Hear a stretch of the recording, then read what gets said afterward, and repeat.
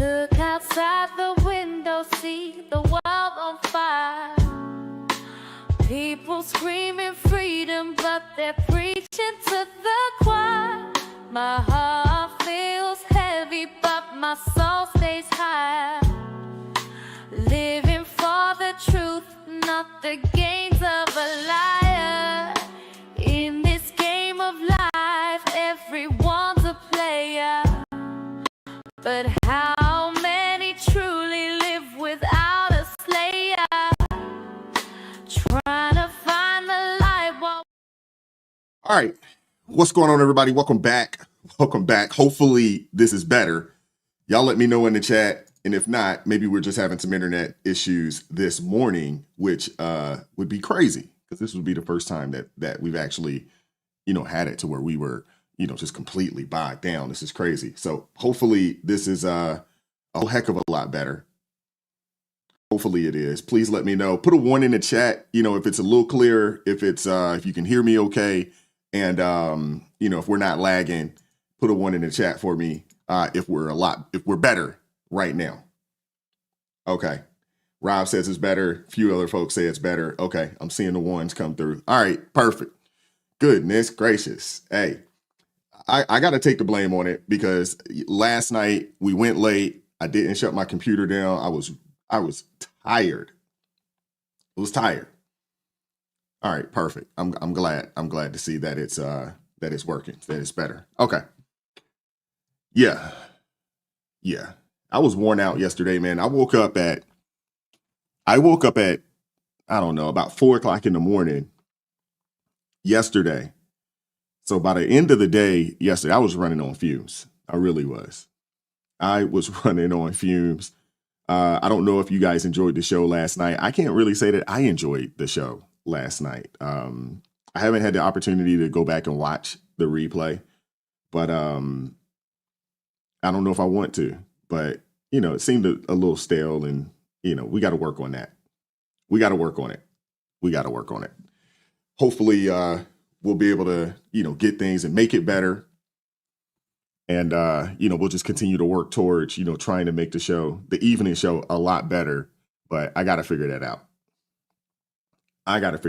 But I was worn out. By the time it was all said and done, I was worn out. I didn't even have to wind down or anything like that. I literally went upstairs and went to bed.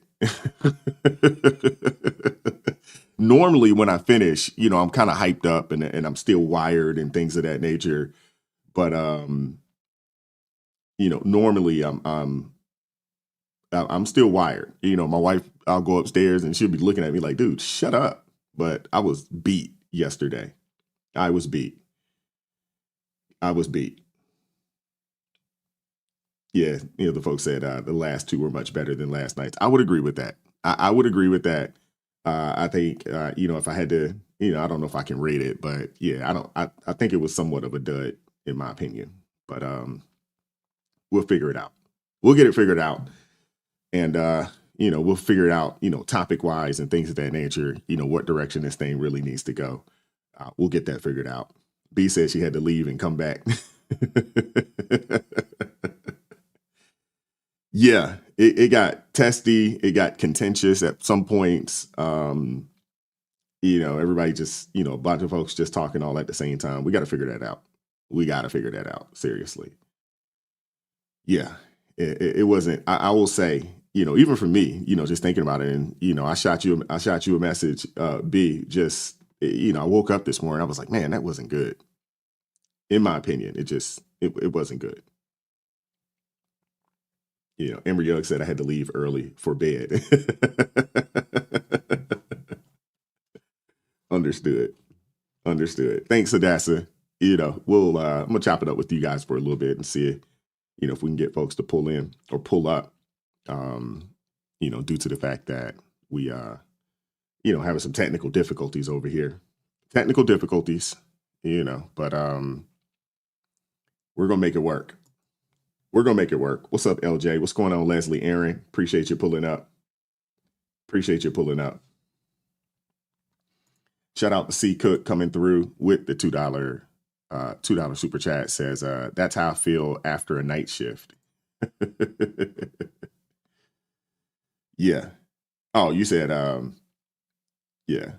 Yeah. But okay, she said to this stream. But yeah, B said she needed a break last night too. Yeah, it was yeah, it was interesting. We gotta figure that out. Seriously. I gotta do some thinking. Seriously. I gotta do some thinking on that and figure out, how we can improve that situation. And granted fact, it's a new show, so I obviously don't expect it to be as far along as this one. Obviously, I've been doing this now, which is almost unbelievable. I've been doing this for 10 months. 10 months of consistently, rocking with you guys for ARP in the morning. And I'm almost for certain that early on, especially January, there were some definite days where I was just like, what was that? Seriously, what was that? It wasn't good. Wasn't good at all early on. And I think slowly but surely, we start to get a little more synergy. And I think the shows, they started to get better and better and better.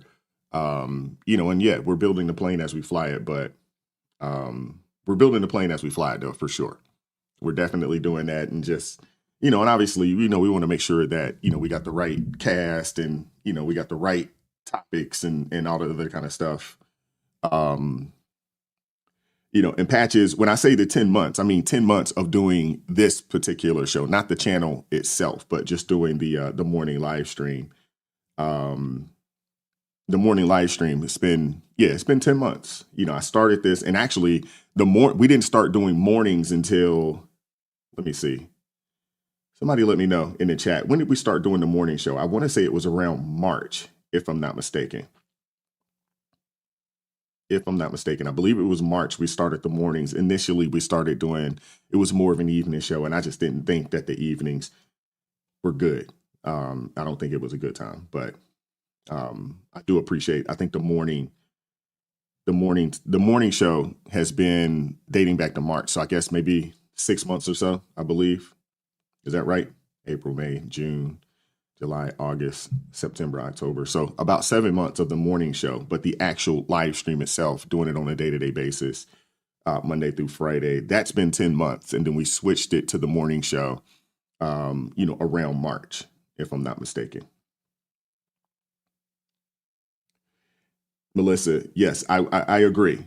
I agree with you. The panel, we all have to have respect for each other. Absolutely. I do agree with that. And we'll get it figured out. We'll get it figured out for sure. We'll definitely get it figured out.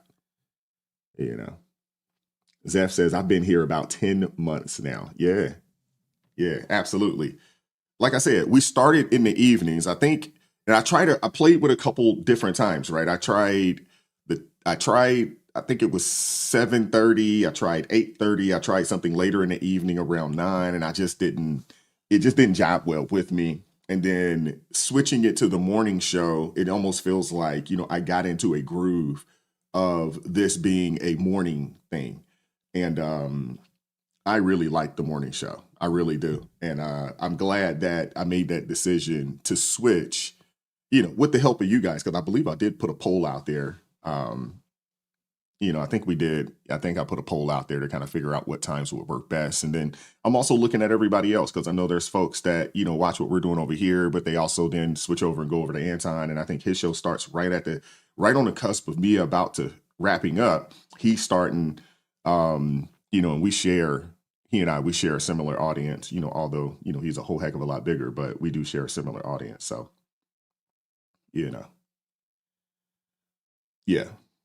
yeah, but we're going to work on it. We're going to work on tomorrow. We're going to work on the evening show. We're going to work on that cast wise, topic wise, the respectability aspect of things. We're going to work on it. We're definitely going to work on it. Yeah, I would agree, B. I would agree. And honestly, I didn't expect it to go in that direction. I definitely didn't expect that. But, you know how that goes. When you start talking about relationships and the differences between men and women, it can get pretty contentious, when that happens. I would agree. So you get no argument from me on that. We got to work on that. We got to work on it. We will work on it. It will get better. Just like this situation here, it's definitely gotten better. It's definitely gotten better. Yeah, I know. My guy Van, he starts a little before me, but he's going right around the same time. He's going right around the same time. So, I'll have to talk to Van. I'll reach out to him like, bro, you're gonna have to start earlier. We get Van to start at 8 o'clock, and then he can go from 8 to 8:30. Or 8 to 9. Is that right? Yeah, 8 to 9:30. And then you get me, and then boom, boom, boom, boom. I have to talk to Van about that. Put out a call.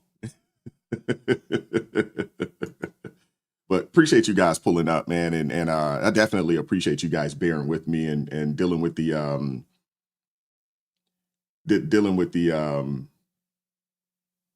technical difficulties. Yeah, and I agree. B, you get no argument from me on that. And we all, hey, we're all sinners, and we all have a past. We've all made some poor choices in our younger years. We all have.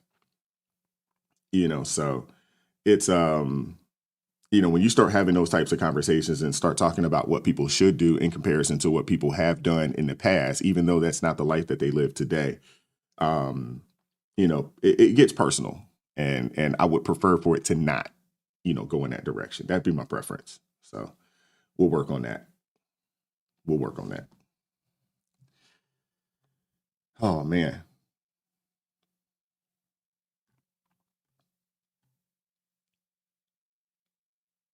Look at that.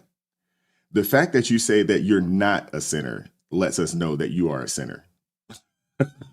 We all are, and we all fall short of the glory of God. We all do. None of us are perfect. None of us are. What's up, Playboy Billy?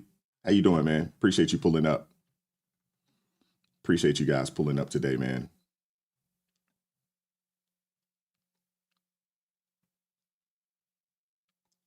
All right. Let me see if I can find Hunter real quick. Where is my brother Hunter at? Okay, here we go. All right, Hunter always comes through with the Bible verse, and I don't want to get things started without that at minimum. And today's verse is from Hebrews chapter 13, verse 7 and 8. Says, remember your leaders who spoke the word of God to you. Consider the outcome of their way of life and imitate their faith. Jesus Christ is the same yesterday and today and forever. Goodness gracious. I think that's right on time, Hunter. That one is right on time. Remember your leaders and who spoke the word of God to you. That's right on time, Hunter. That is right on time. Wow. That is right on time, Hunter. You came through today. You definitely came through today. Seriously. Wow. That's right on time. Goodness gracious. Okay. What's up, AK? How you doing today? Appreciate you pulling up. Appreciate you all pulling up. What up, AT? Wow. Yeah. Hunter, you were on time. You're right on time today. Oh, wow. Wow. Yeah.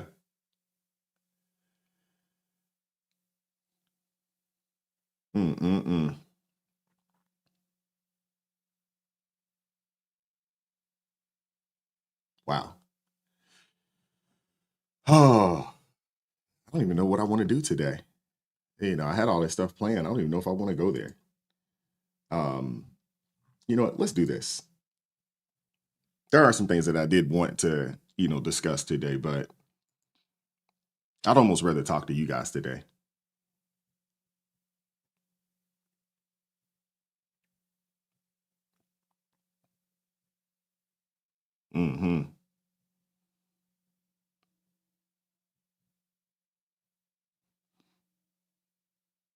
Look at Hunter. It says, all credit goes to the Lord. I appreciate that, man. Hunter coming through. LJ said Thursday therapy. Wow. Yeah, I heard Pelosi is retiring. I heard Pelosi's retiring, and there's a socialist individual out there in San Francisco, another Mondani type that is running for the Senate seat. I'm sorry, the representative seat out there in San Francisco. So absolutely.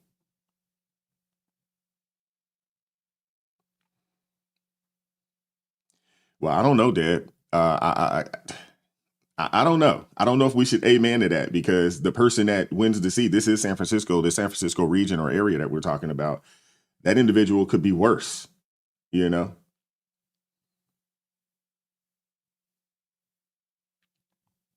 individual could be worse. You never know. Quincy, you're absolutely right. The Democratic Party at this point is full-fledged. They're going full-fledged socialist, communist. They're going in that direction. If I'm not mistaken, and I cannot think of the dude's name that's running out there for Pelosi's spot, and I cannot think of his name off the top of my head, but he's another Mondani type, and I haven't done the research yet, but I wouldn't put it past him that he is being funded by the DSA. It wouldn't surprise me. It wouldn't surprise me at all that he's being funded by the DSA. So, I mean, people say, oh man, I'm tired of Pelosi, but yeah, and she is bad, but it can definitely get worse. It can definitely get worse, for sure.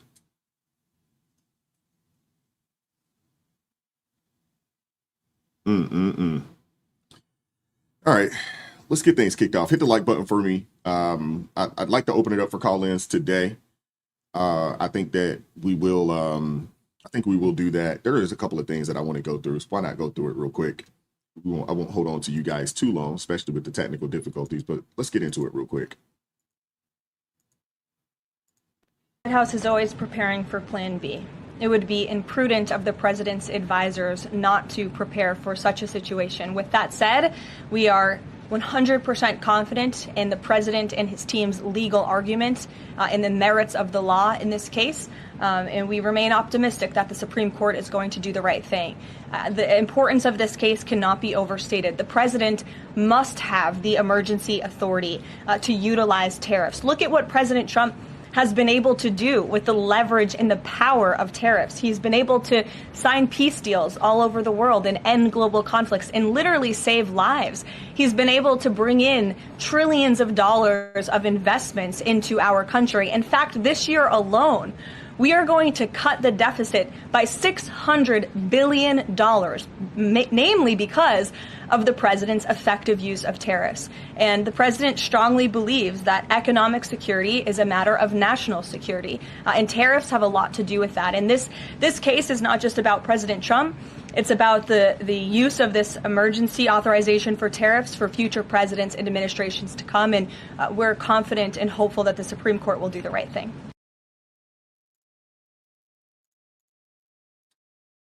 Alrighty, let's get into it real quick.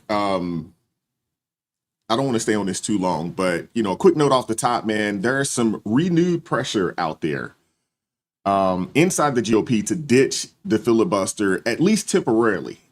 They want to ditch the filibuster so that they can actually pass laws instead of governing by executive order. And we're going to circle back to that because it could reshape Congress. It could reshape Congress far beyond this shutdown fight, right? First of all, the Supreme Court just heard arguments over whether Trump's tariffs under the International Emergency Economic Powers Act can stand. Washington spending over $7 trillion a year, most of it locked up in entitlements, health programs, and defense. On the revenue side, though, the income and payroll taxes do the heavy lifting, but tariffs still bring in billions upon billions of dollars, and the custom duties as well. So The legal question is pretty simple. Can a president use emergency powers to slap broad tariffs without Congress? That's the question. If the court says yes, that tool stays in the executive toolbox. If not, that stream of revenue and leverage evaporates. Now, tariffs aren't some form of religion, right? They're a strategy. And if done right, they pressure bad actors and protect industries. If done wrong, they raise costs, trigger retaliation, and choke supply chains that are already running hot. And in today's hearing, things, or yesterday's hearing more or less, it got pretty spicy. The justices grilled both sides pretty hard, but the viral moment was Justice Ketanji Brown Jackson. She fumbled her presidential history mid-questions. Again, this has to be hands down Ketanji Brown Jackson. She has to be hands down the worst Supreme Court justice, at least in modern history. I can't speak ever, but maybe we should speak ever. She has to be the worst one because I don't know if you guys had a chance to see it, but this lady, a Supreme Court justice, made a civics blunder that is so wild. It had the entire room buzzing. I don't know if you guys had a chance to see this, but check this out. President under TWIA, did any president under TWIA use that language to impose tariffs? Well, yes, President Nixon's 1971 tariff. Not a tariff. That wasn't a tariff. It was a licensing agreement during wartime. It was a specific thing. A tariff I'm talking about. I'm referring to President Nixon's 1971 tariff. I'm sorry. Excuse me. Yes, I thought you meant Lincoln. Not only that, but then it was upheld by the Court of Appeals with exclusive jurisdiction. How do you get Lincoln and Nixon? Let's keep going. I'm sorry. Excuse me. Yes, I thought you meant Lincoln. Not only that, but then it was upheld by the Court of Appeals with exclusive jurisdiction under this very phrase. Can I back you up just a second? I'm sorry. You're talking so quickly. Sorry.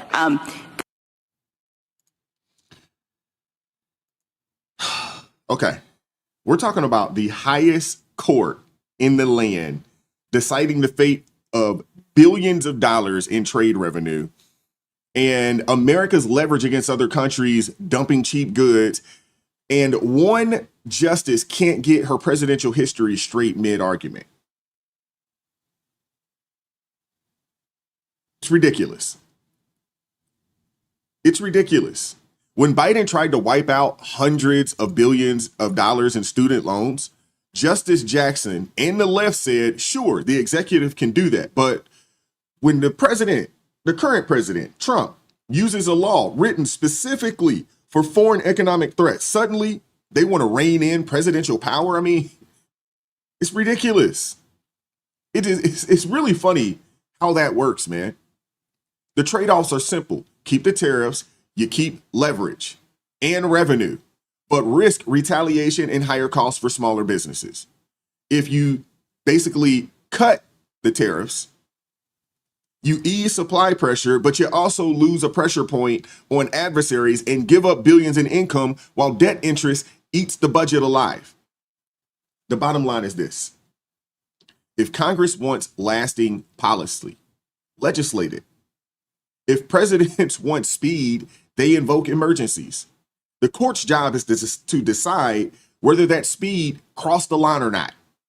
And from the hearing yesterday, the justices sounded skeptical of Trump's tariff authority. And that could reshape America's entire trade playbook. It could. But yeah. Justice Ketanji Brown Jackson, hands down, she's got to be the worst justice that we've ever had in the country. She has to be. The administration to win. I'm looking for a 5-4-6-3, maybe even a 7-2 vote. It could go either way, but if you made me bet, I would say the administration will lose here. So you brought up Justice Barrett. She questioned Neil Katyal about what happens, I think then, tariffs and reimbursements. What happened? And I want to listen to this with you, and then I want to talk about what happens if the Supreme Court strikes down these tariffs. Here's Justice Barrett. If you win, tell me how the reimbursement process would work. Would it be a complete mess? We don't deny that it's difficult. how would that work, Saul? If the tariffs are struck down, the United States has collected all this revenue. We're going to write checks back to other countries? I have no idea, and the Supreme Court typically doesn't ask or care about the kind of question that Justice Barrett asked.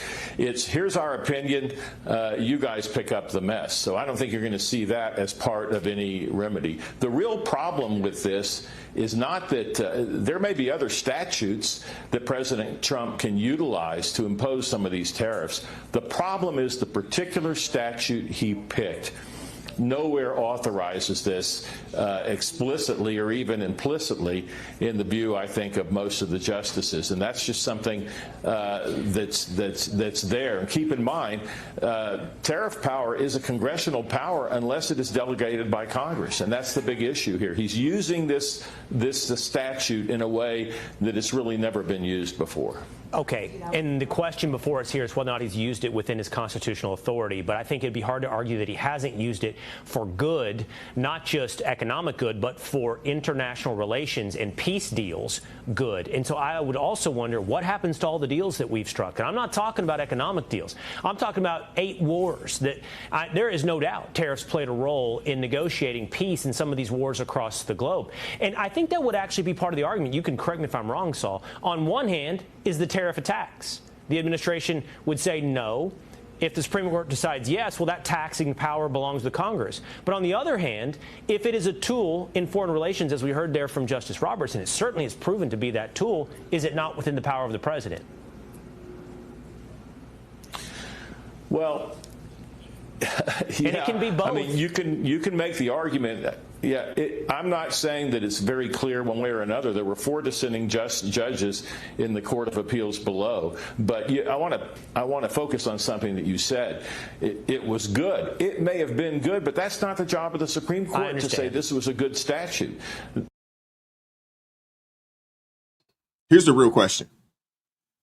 This isn't about trade policy. It's about constitutional power. That's what this is about. Can one branch control commerce, or can one branch control the commerce clause without Congress signing off? The Trump team says, yes, that's what they're arguing. Yes, they can. Every president since Carter has used the IEEPA, from Bush on Japanese semiconductors to Biden on China technology, all under national security or economic threats. And constitutionally, that's solid ground. Article 2 gives the president foreign affairs authority, and Congress delegated that power back in 1977. But today, you have Gorsuch, you got Kavanaugh, who raised some red flags about executive overreach. And while Sotomayor and Kagan pressed on Democratic accountability, the tension's clear. Who sets trade rules? The people's branch or the president? That's the question right there. Who sets the trade rules? The people's branch or the president? And now the economics. If you want cheaper goods today, you're going to hate tariffs. If you want strong domestic capacity 5 years from now, you'll need some tariff pain now. At some point, you're going to have to bite the bullet. You know, sometimes they say, that old adage of sometimes you got to take, 1 to 2 steps backwards in order to take 4 or 5 steps forward. That's the situation that I believe we're in right now. But the key here is precision. It's not about swagger. It's precision. Targeted tariffs with an off-ramp and domestic investment. I love it. But if SCOTUS narrows the president's power, the ball, in my opinion, is going to bounce back to Congress. And that's where the filibuster fight ignites.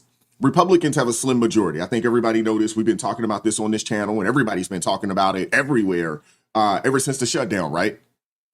Slim majority. They have 53. They don't have the 60 votes. So they can't just go in and bulldoze and just do whatever it is that they want to do. They don't have the ability to do that. But killing the filibuster means quick action.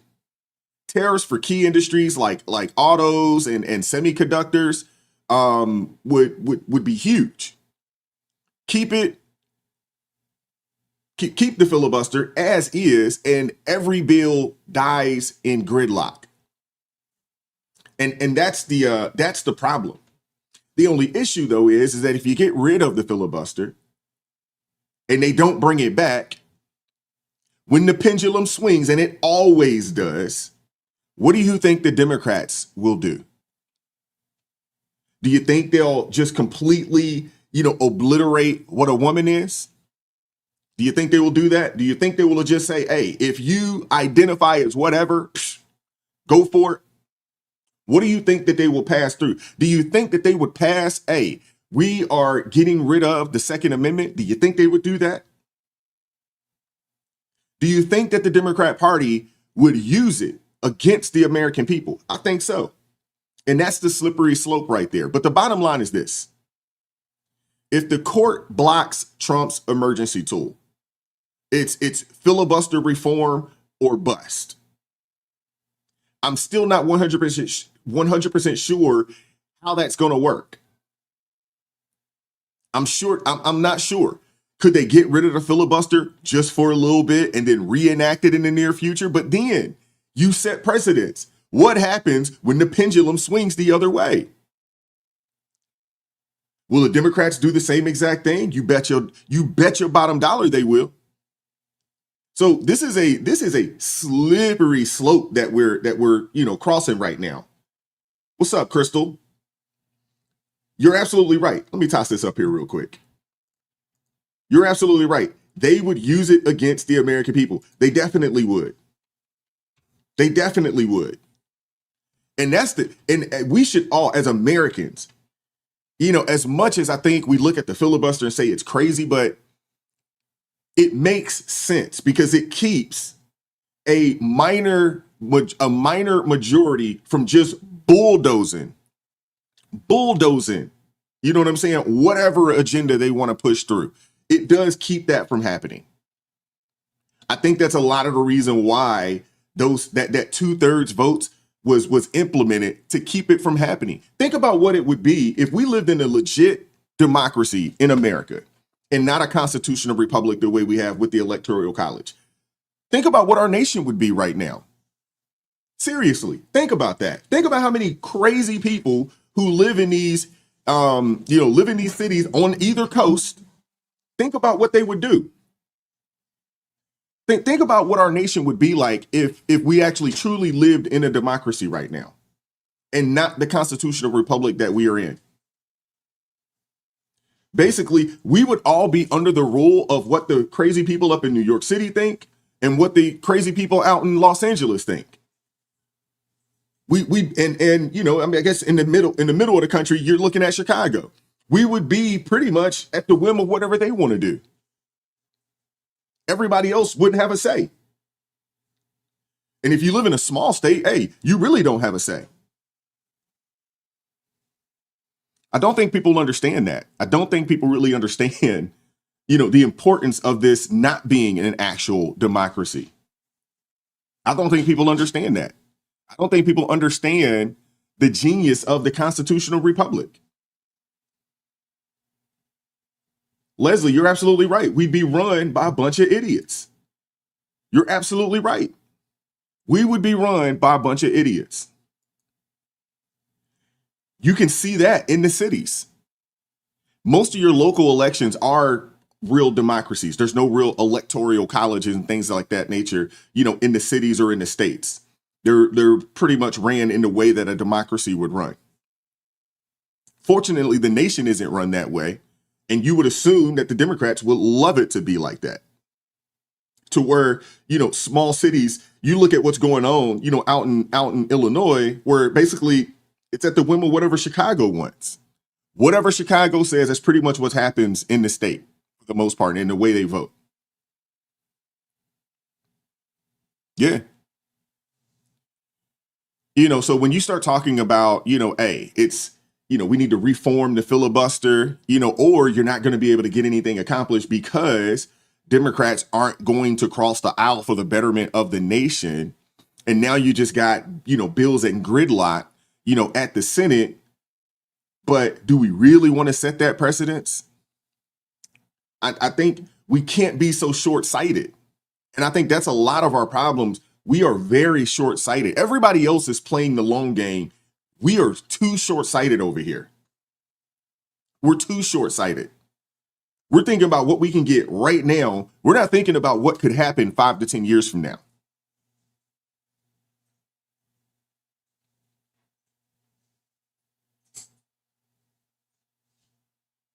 You get no argument from me on that, Ohio Kimmy. Now, I'm not one to say that the tariffs, are villains, because I don't think tariffs, tariffs, in my opinion, aren't the villain here. But inaction is. Not doing anything is. And while Washington spends $7 trillion a year, think about this, guys. We spend $7 trillion a year. We only actually bring in a little over $5 trillion a year. We're literally operating at almost a $2 trillion a year deficit. No one you can't run a business that way. You can't run your household that way. You can't do any of that. The debt clock isn't going to stop. I mean, this is literally a ticking time bomb. It's literally a ticking time bomb.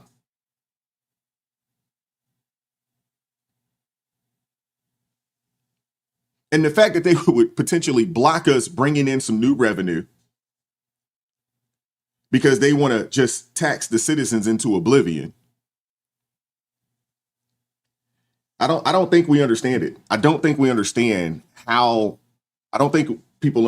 bad things are, when it comes to the debt. We're spending $7 trillion, and Democrats are fighting tooth and nail to continue the spending as is. They want no cuts, no changes, nothing. But then on the flip side, don't want to, bring in another revenue stream. It's unsustainable if we keep going at the rate that we're going. It's unsustainable long term. Shout out to Billy W. gifting 10 ARP family memberships. Thank you, Billy.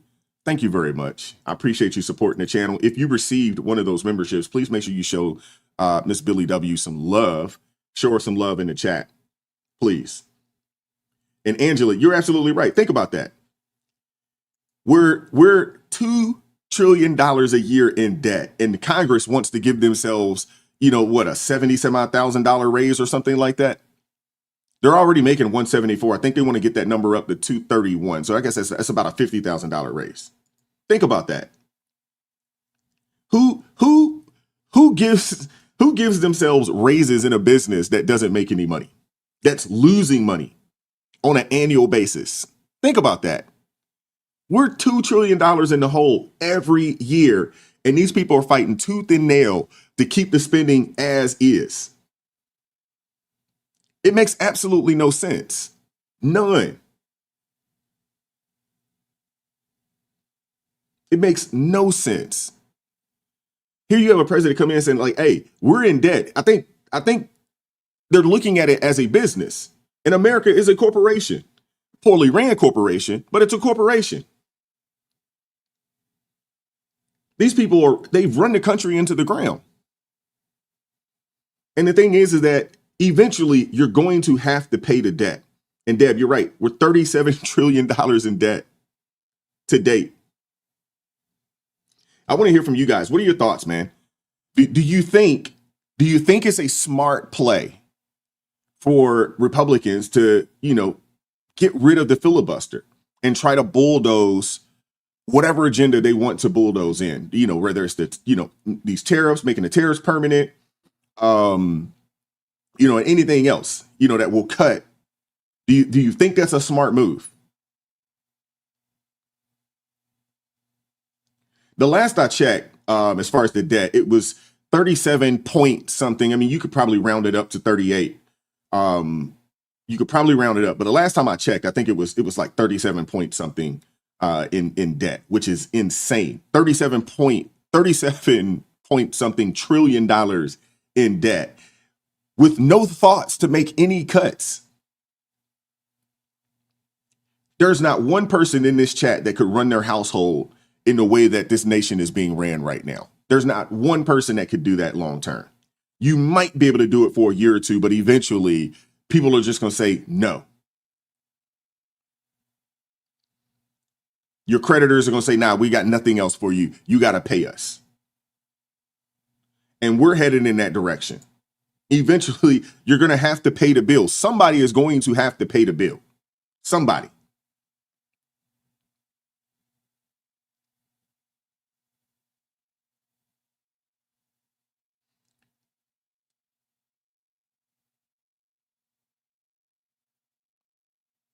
Mm-mm-mm.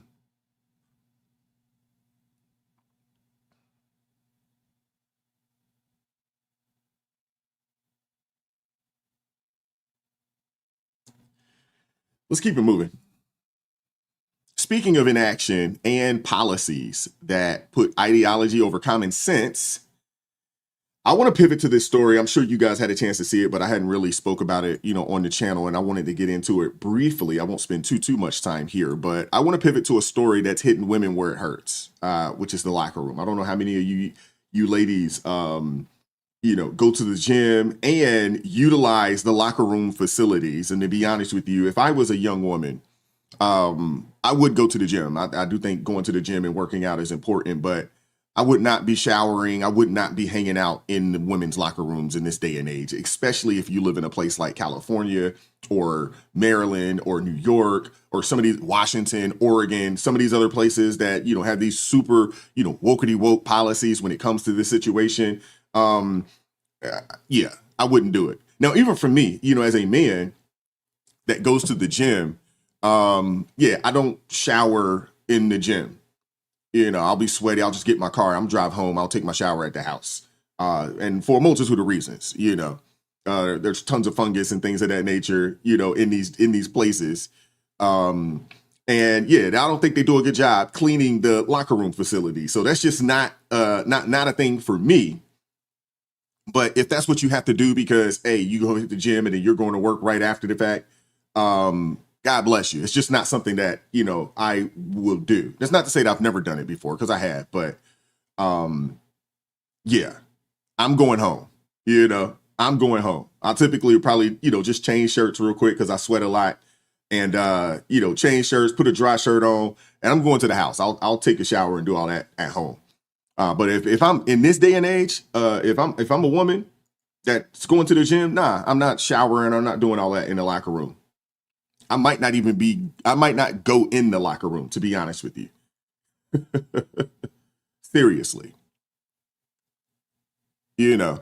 But if you guys have, followed this channel for a while, we've covered, how radical these gender laws are, how radical these gender laws are erasing women's spaces, right? And now there is an update on a story that has gone viral. Last week, Tish Hyman, a Black woman who proclaims herself to be a lesbian and she's an artist, was in the women's locker room, showered, changing, minding her own business, when she turns around and sees a biological man standing there, dressed like a guy, staring her down, claiming he's a woman with every right to be there. This is crazy. It's crazy. It's crazy. Now, this young lady's reaction, she was shocked, she was uncomfortable, and she called him out. Other women backed her up. But instead of protecting her, the gym canceled her membership and kicked her out, citing California's gender identity laws that make questioning this type of stuff discrimination. And to make it worse, this same individual had posted online bragging about entering women's spaces to cause chaos and to teach a lesson. This isn't about inclusion when it comes to these people. This is intimidation, essentially. They want control.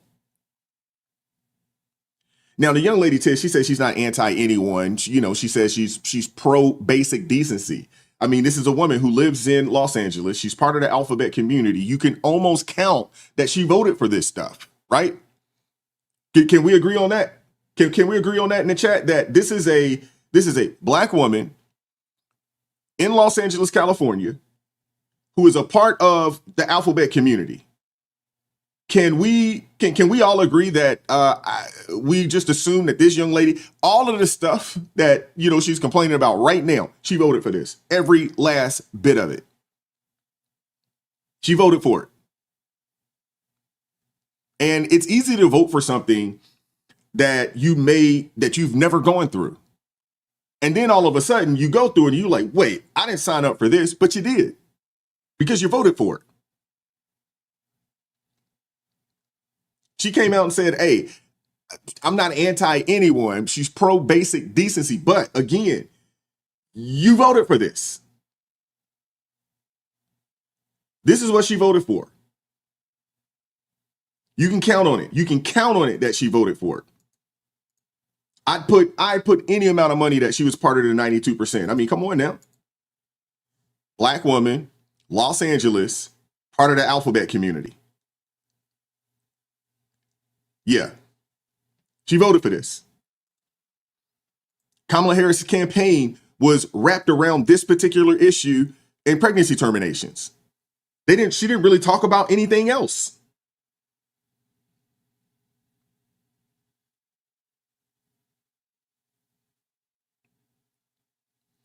B, you get no argument from me on that. No argument from me on that.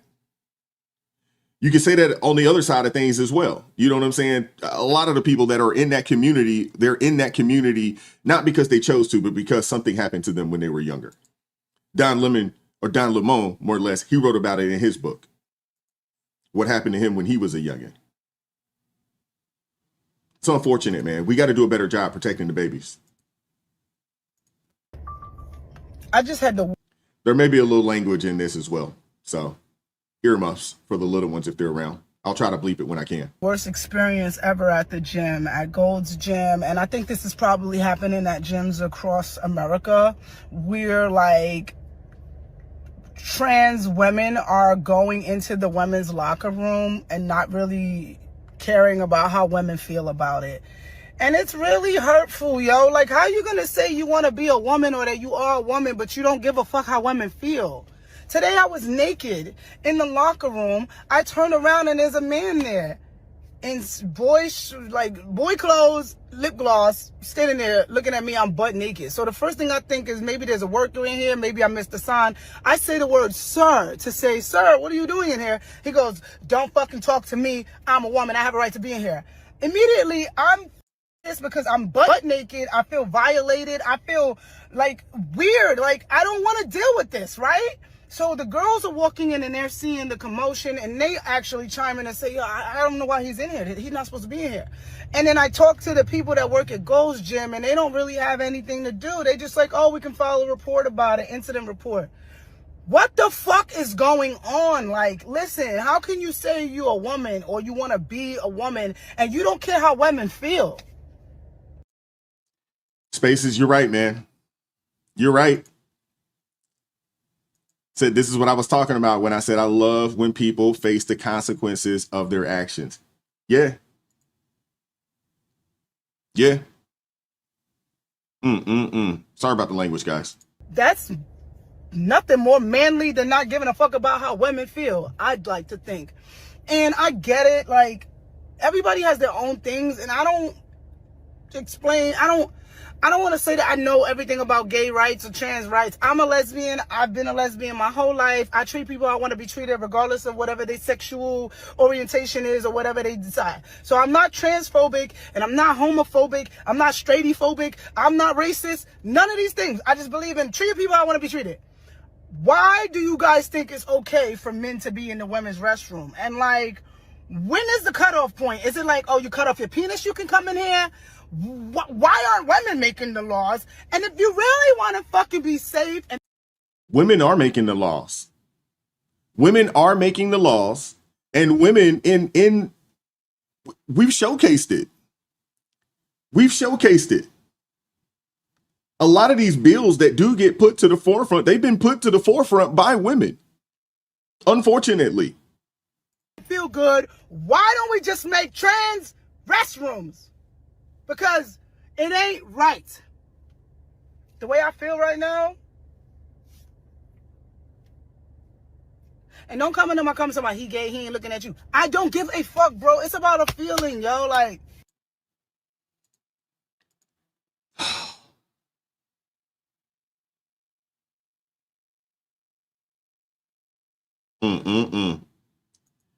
there are a lot of women that have, and I would assume that a lot of the people that were in her comment section, there were women supporting this guy.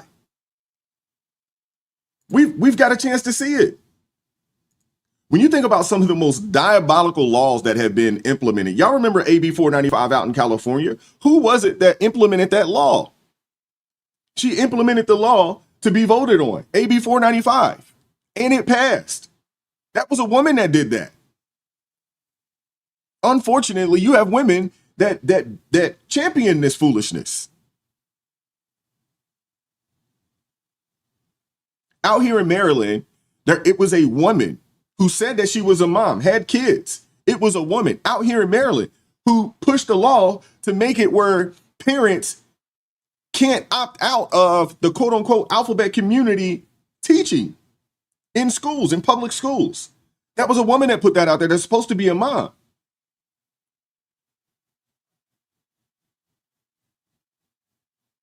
She voted for this.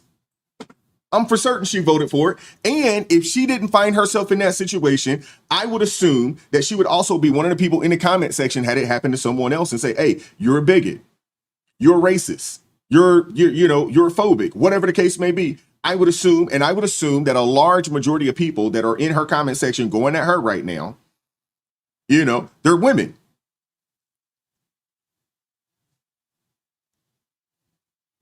I mean, Dawn Staley, basketball coach of University of South Carolina, she got asked last year, I believe it was not last year, but this previous tournament season, if she would be okay with a man or, someone who identifies as a woman competing in women's sports in basketball. And she said yes. It's rare that you will see a man say like, hey, this is a good thing. It's very rare. Even men that are a part of the alphabet community are like, nah, that ain't right. Even they're like, this isn't right. The majority of the people that are supporting this foolishness, unfortunately, are the dudes who want to do this and women.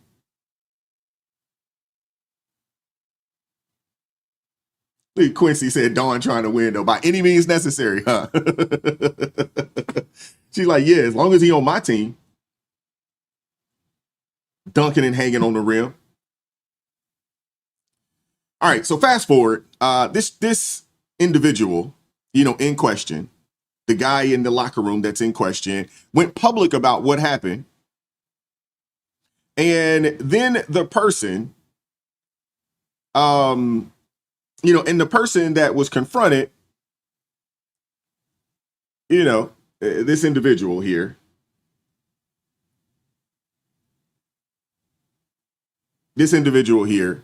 who goes by the name of Alexis Black, went on TMZ to tell their side of the story. The host asked some pretty straightforward questions, which I gotta say, I was surprised that they asked the questions the way they asked, and they were pretty straightforward. The lady said that she saw men's private parts. Was that true? That's what they asked her, or asked this dude. And the response was basically, yeah. The individual admitted that they still, have their male parts, but insisted that they are a woman because their ID, because out in California, you can get an ID based off of your feelings.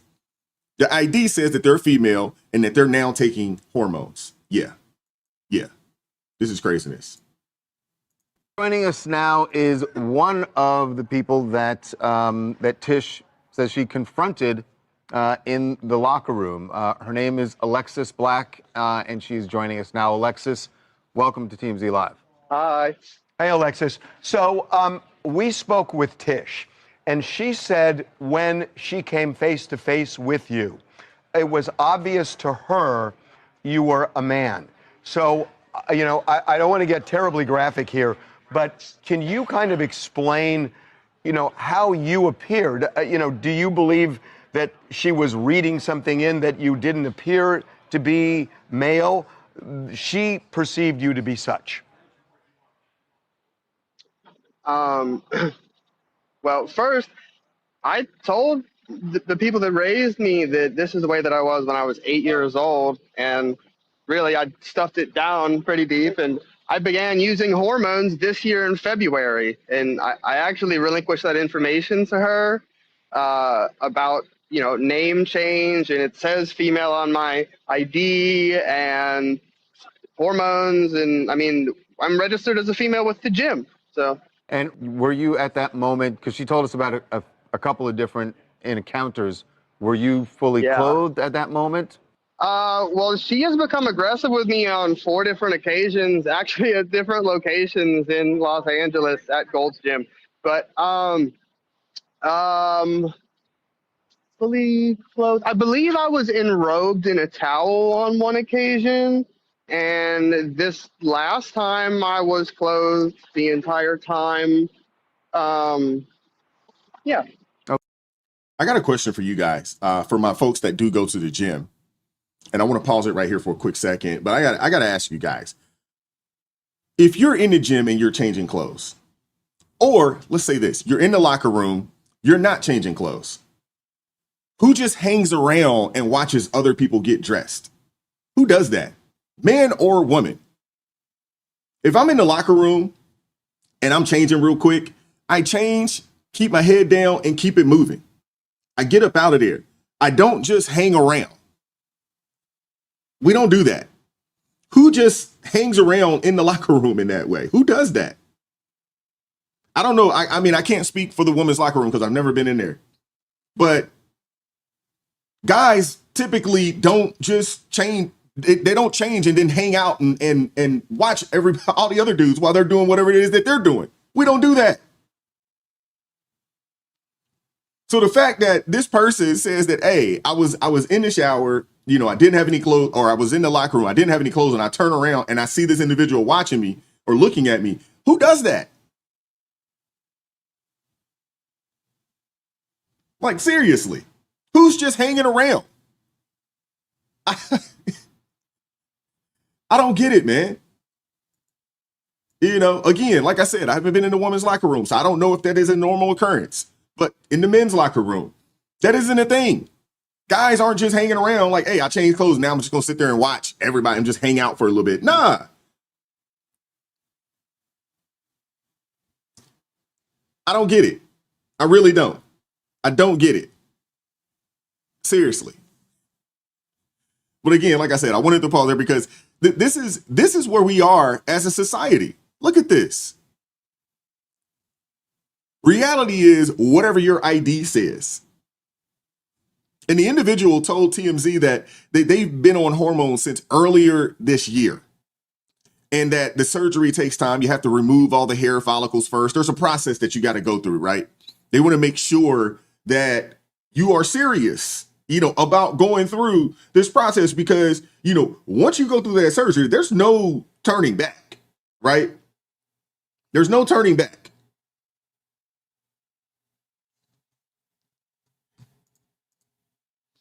LS says, notice women who think they are men aren't coming into our locker room.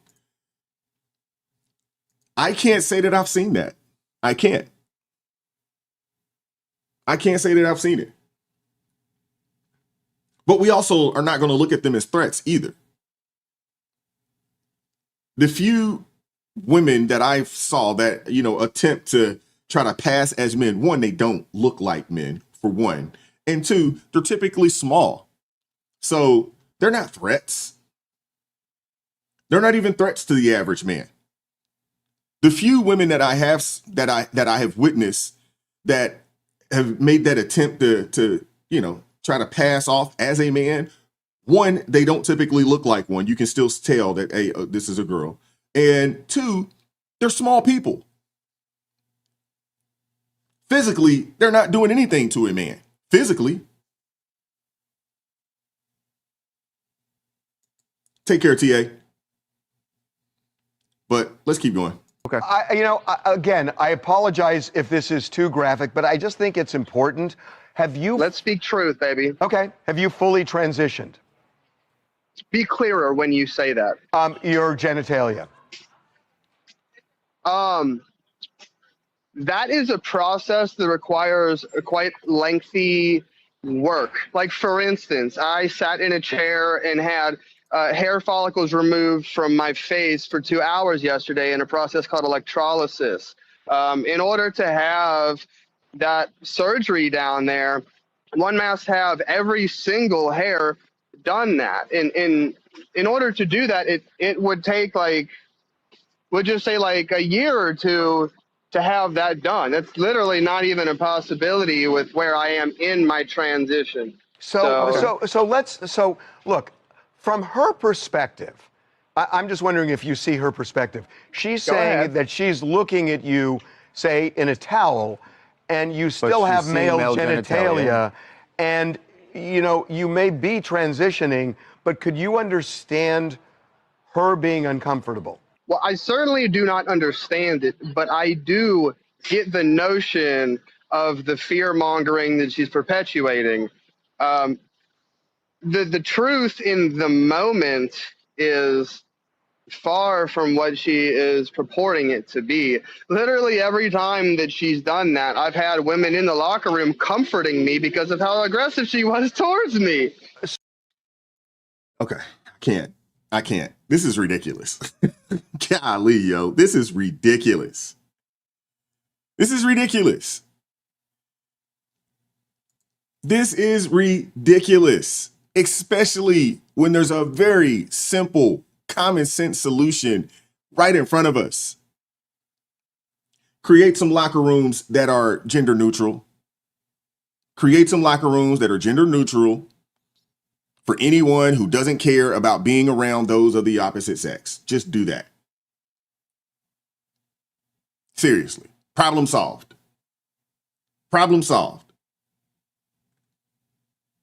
But no, that's not enough for the activists or for the California lawmakers to cater to them. And to them, anything short of full compliance, they're considered a phobia. You have to completely comply and get on board with all of this, or they'll tell you they're being discriminated against. And here's the kicker: this same individual, the one being defended by the media, this dude has a criminal record. Dude has a criminal record. Look at this. So this individual here has been arrested for domestic violence. He's proving that he is a danger to women.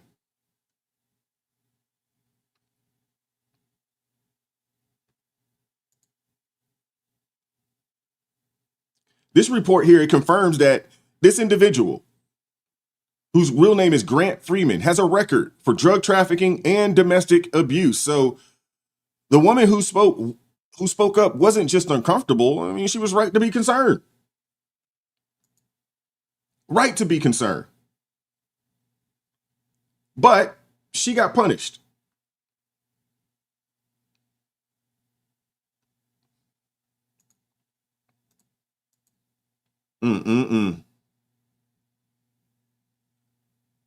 She got punished. While you got a dude with a violent past, walks free in a woman's locker room. This is what happens. I'm telling you, man, this is what happens when ideology replaces common sense. The same activists who claim to defend women, these are the same people that back policies that put biological men in women's private spaces. That's not what I would call progress. That's regression.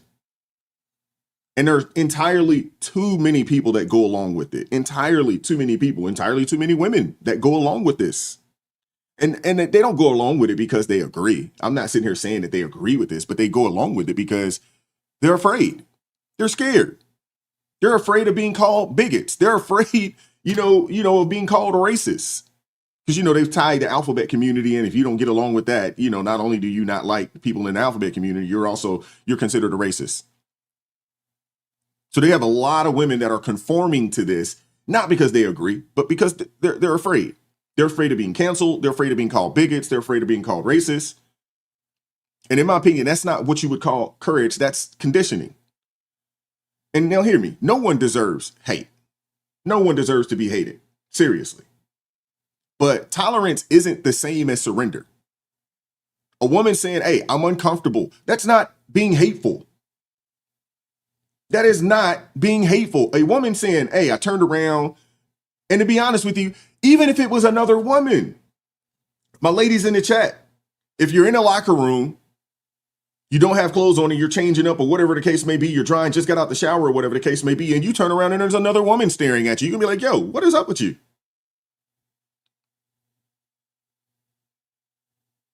Right? It's just weird. Who does that?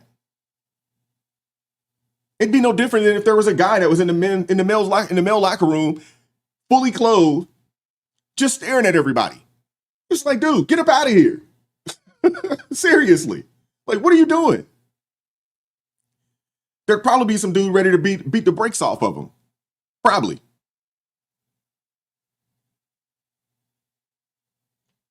Very weird. But a man who truly respects women, they wouldn't invade their spaces in this manner. They wouldn't.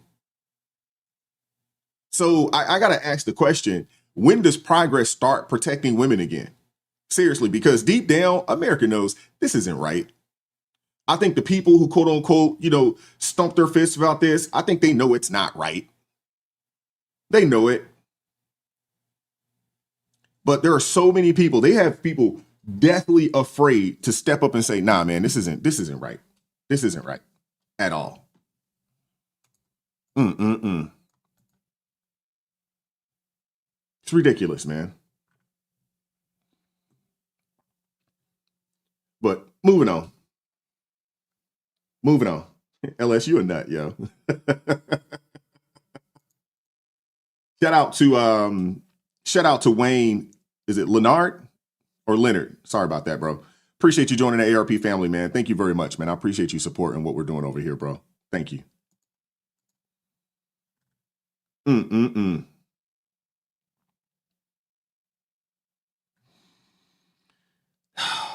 Goodness gracious. But moving on, I'm sure you guys have probably heard of Patrisse Cullors. I'm sure you guys have by this time.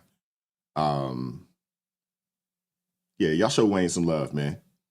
I'm sure you guys are familiar with Police Colors, but if not, here's a quick rundown. She grew up in a tough neighborhood, in Van Nuys, Los Angeles.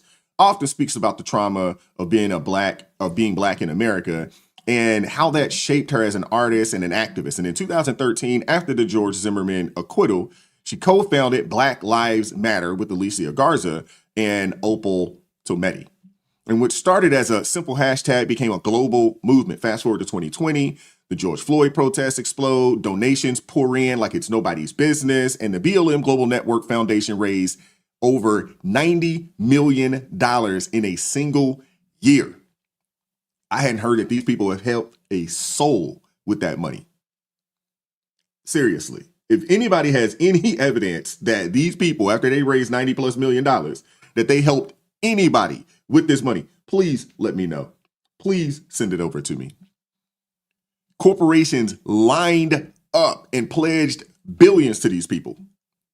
But then things got murky. And instead of community programs or legal aid, the money trail led to mansions, private jets, and family consultant deals that raised eyebrows across the country. And what began as a cry for justice turned into a case study in profit over principle. I've been telling y'all for a long time, in this race hustle industry, it is big business. Big business. Big business. There's a lot of money to be paid. A lot of money to be paid. Lives Matters finances under scrutiny once again as tax documents show the nonprofit on the brink of bankruptcy. Here's national correspondent Kayla Gaskins. The movement swept the nation. What do we want? Justice! But a bright spotlight comes with intense scrutiny. No peace! Following the murder of George Floyd in 2020, supporters donated a staggering $90 million to Black Lives Matter. The nonprofit has spent most of that money, ending last year with a $9 million deficit. Federal filings from 2020 to 2022 show just a third, $30 million, went to other charitable organizations. $22 million went to expenses. This includes millions paid to board members and family members of co-founder Patrisse Cullors. For example, $1.6 million went to the father of Cullors' child for security services. Another $2.1 million went to BLM board member Shaloma Bowers for consulting. I feel vindicated because 2 years ago I said that this organization was a disingenuous scam, and it has proven itself to be a disingenuous scam. Patrisse Cullors left BLM leadership in 2021 after documents revealed she spent millions on luxury homes in LA and Georgia. She took to Instagram last week, writing, quote, "For the last 2.5 years, I've been relentlessly attacked by the media. So many lies and so much mis- and disinformation. They are hell-bent on destroying my life." This organization has been capitalizing off of unfortunate deaths and tragedies and guilt-tripping people to send them lots of money and donations. They have really no idea what they're doing, and it shows. So that's why it looks like they're slowly going under. On their website, BLM calls the criticism misinformation from the right, adding this is what happens when Black people are financially autonomous from white supremacist structures like the nonprofit industrial complex. We reached out to Black Lives Matter for a comment. We have not heard back from them at this time. In Washington, I'm Kayla Gaskins.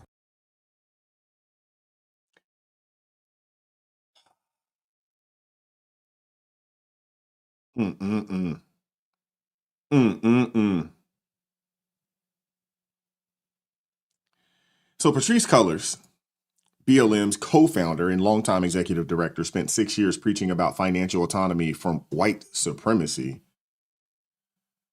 while going on a real estate shopping spree. Hold up, let's go back a little bit. The money that she received, majority of the money that she received came from businesses, CEOs. Typically, these are, white people. There are a lot of white people out there, that sent money. It's such a oxymoronic statement to say, right? Financial autonomy from white supremacy while you take money from the people that you call white supremacists. It makes absolutely no sense, man. These people, they're hypocrites. And while they took the money, they were going on real estate shopping sprees. $90 million. Name the businesses, that they helped to fund and helped to start. Show me the small business out there, the small business owner that said, hey, I received a, $100,000 grant from BLM to help me get my business off the ground. Or to help me scale I received, $200,000-$300,000 business grant to help me get my business, to scale my business so I could hire more people so we could grow our businesses. BLM helped pay for, doctor expenses or funerals for the plethora of young men that are killed out here in these streets. Where is it at? Where are these people at? All these people are attacking you, but where are the people defending you for the good things that you guys have done? Where's it at? I have not seen one person come out and say, hey, I received this from this foundation and this is how they helped me. Where's it at? You're talking about $90 billion. Crystal, you're absolutely right. Where's the college funds? Where are the grants? With $90 million, how many young people could they have sent to at least got their first 2 years of college to look, hey, we can't afford to send you to a 4-year, but what we're willing to do is pay for those first 2 years at the local community college. We're willing to pay for that. Typically, that's going to be anywhere between, $8,000 to $13,000, $14,000. How many young people could you send off to college or help them obtain trades so they could better their lives? I haven't seen it. Where are these people at? They literally took $90 million talking on the backs of on the backs of Black people. Black Lives Matter. And they didn't help a Black person at all, other than lining their own pockets. This is crazy. These people this lady bought 4 homes worth over $3.2 million. $3.2 million. I mean, come on, man. They bought houses, all for the movement.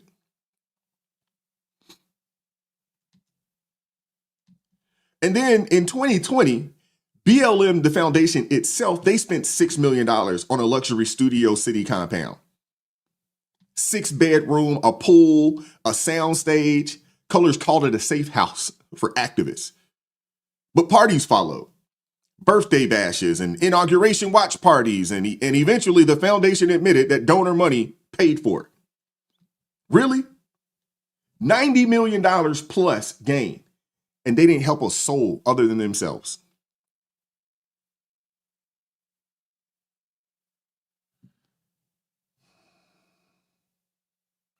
It's a daggone shame, man. It really is. North of the border, this lady's domestic partner, we're not going to call her a wife because I think wife is something that's biblical for a man, woman. So we'll say her domestic partner, has a nonprofit called M4BJ.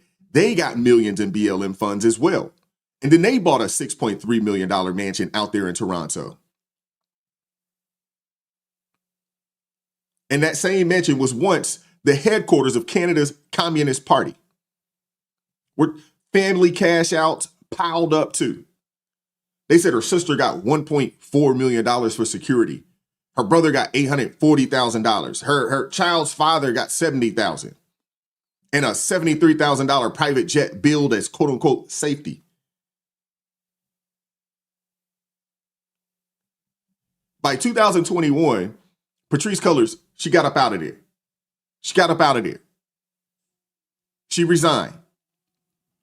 Said she wanted to focus on a book and a Warner Brothers TV deal. Who gave this lady a TV deal? Which, it did fizzle out by 2023. And now she's pivoted to spiritual art. Knives wrapped in shells and fabric. I don't know what that is. I don't know what that's about. But here's the thing. It didn't end there. This week, the New York Post, they put an article out there. They put an article out there, They put an article out there that reports that Patrisse Cullors and Janaea Kine, they've dissolved their consulting company, sold the $1.4 million Topanga home, and Cullors has quietly dropped the hyphenated last name. Relationship status unclear, but I don't care. That ain't my business. But meanwhile, the DOJ is circling, and they should. Where is the money? And according to the Associated Press, subpoenas are flying. And at least one search warrant has been executed. Investigators are probing possible fraud and misuse of millions in BLM donations. And guess whose name keeps surfacing? You got it. None other than Patrisse Cullors. And to really drive this home, cultural commentator Amiri King been calling out the grift for years. And he's got the receipts to back it up. Bitches, we're about to toss some salad. Sorry about the language. Hey, libtards, guess what? BLM lied to you. What lie? Tell me the lies of Black Lives Matter. Tell me the lie you finna talk about. Go ahead, speak. Calm down, Nutty Professor. Let me explain. BLM co-founder Patrisse Cullors stepped down after spending BLM funds to secure millions of dollars worth of luxury real estate in uppity white neighborhoods, including a $5.8 million, 7,400 square foot mansion in Southern California, complete with a soundstage, a music studio, a pool, and a 2-bedroom guest house.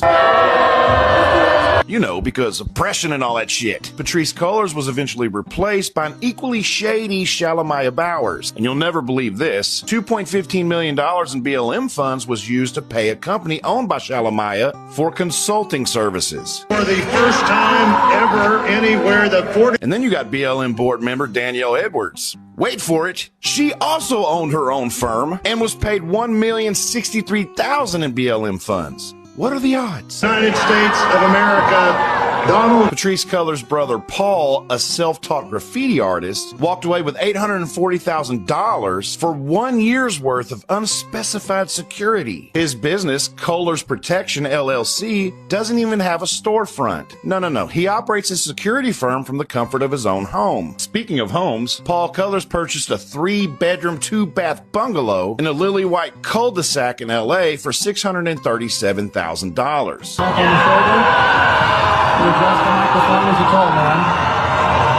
Patrisse Cullors' baby daddy, Damon Turner, was paid $969,000 in 2021 for creative services. It's almost incomprehensible that they can exist right now. BLM funds were used for private jets, luxury goods, and another $6.3 million for a 10,000 square foot mansion in Toronto. BLM played with your money so fucking much, they recorded a $9 million deficit in 2022. Look at all you stupid motherfuckers. It's hilarious. But I'll tell you what's not hilarious. 2 men getting out of a 4-door Kia and opening fire on a 5-year-old little girl. The father and daughter were pronounced dead at the scene. No marches, no BLM, no Al Sharpton, no David Hogg, no AOC, no outrage, no accountability. Nothing.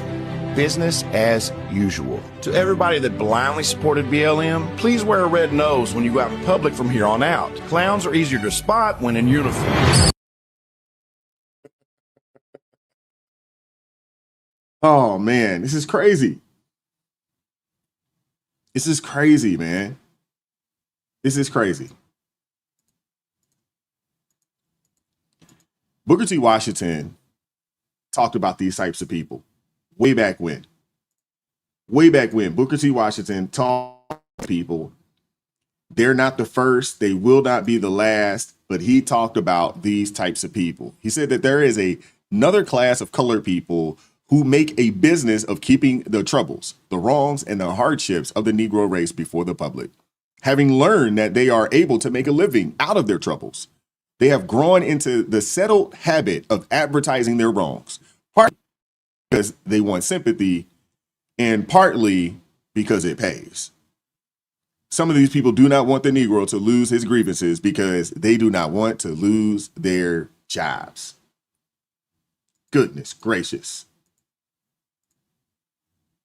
Goodness gracious. Booker T. Washington said this well over 100 years ago. Nothing has changed. Nothing has changed.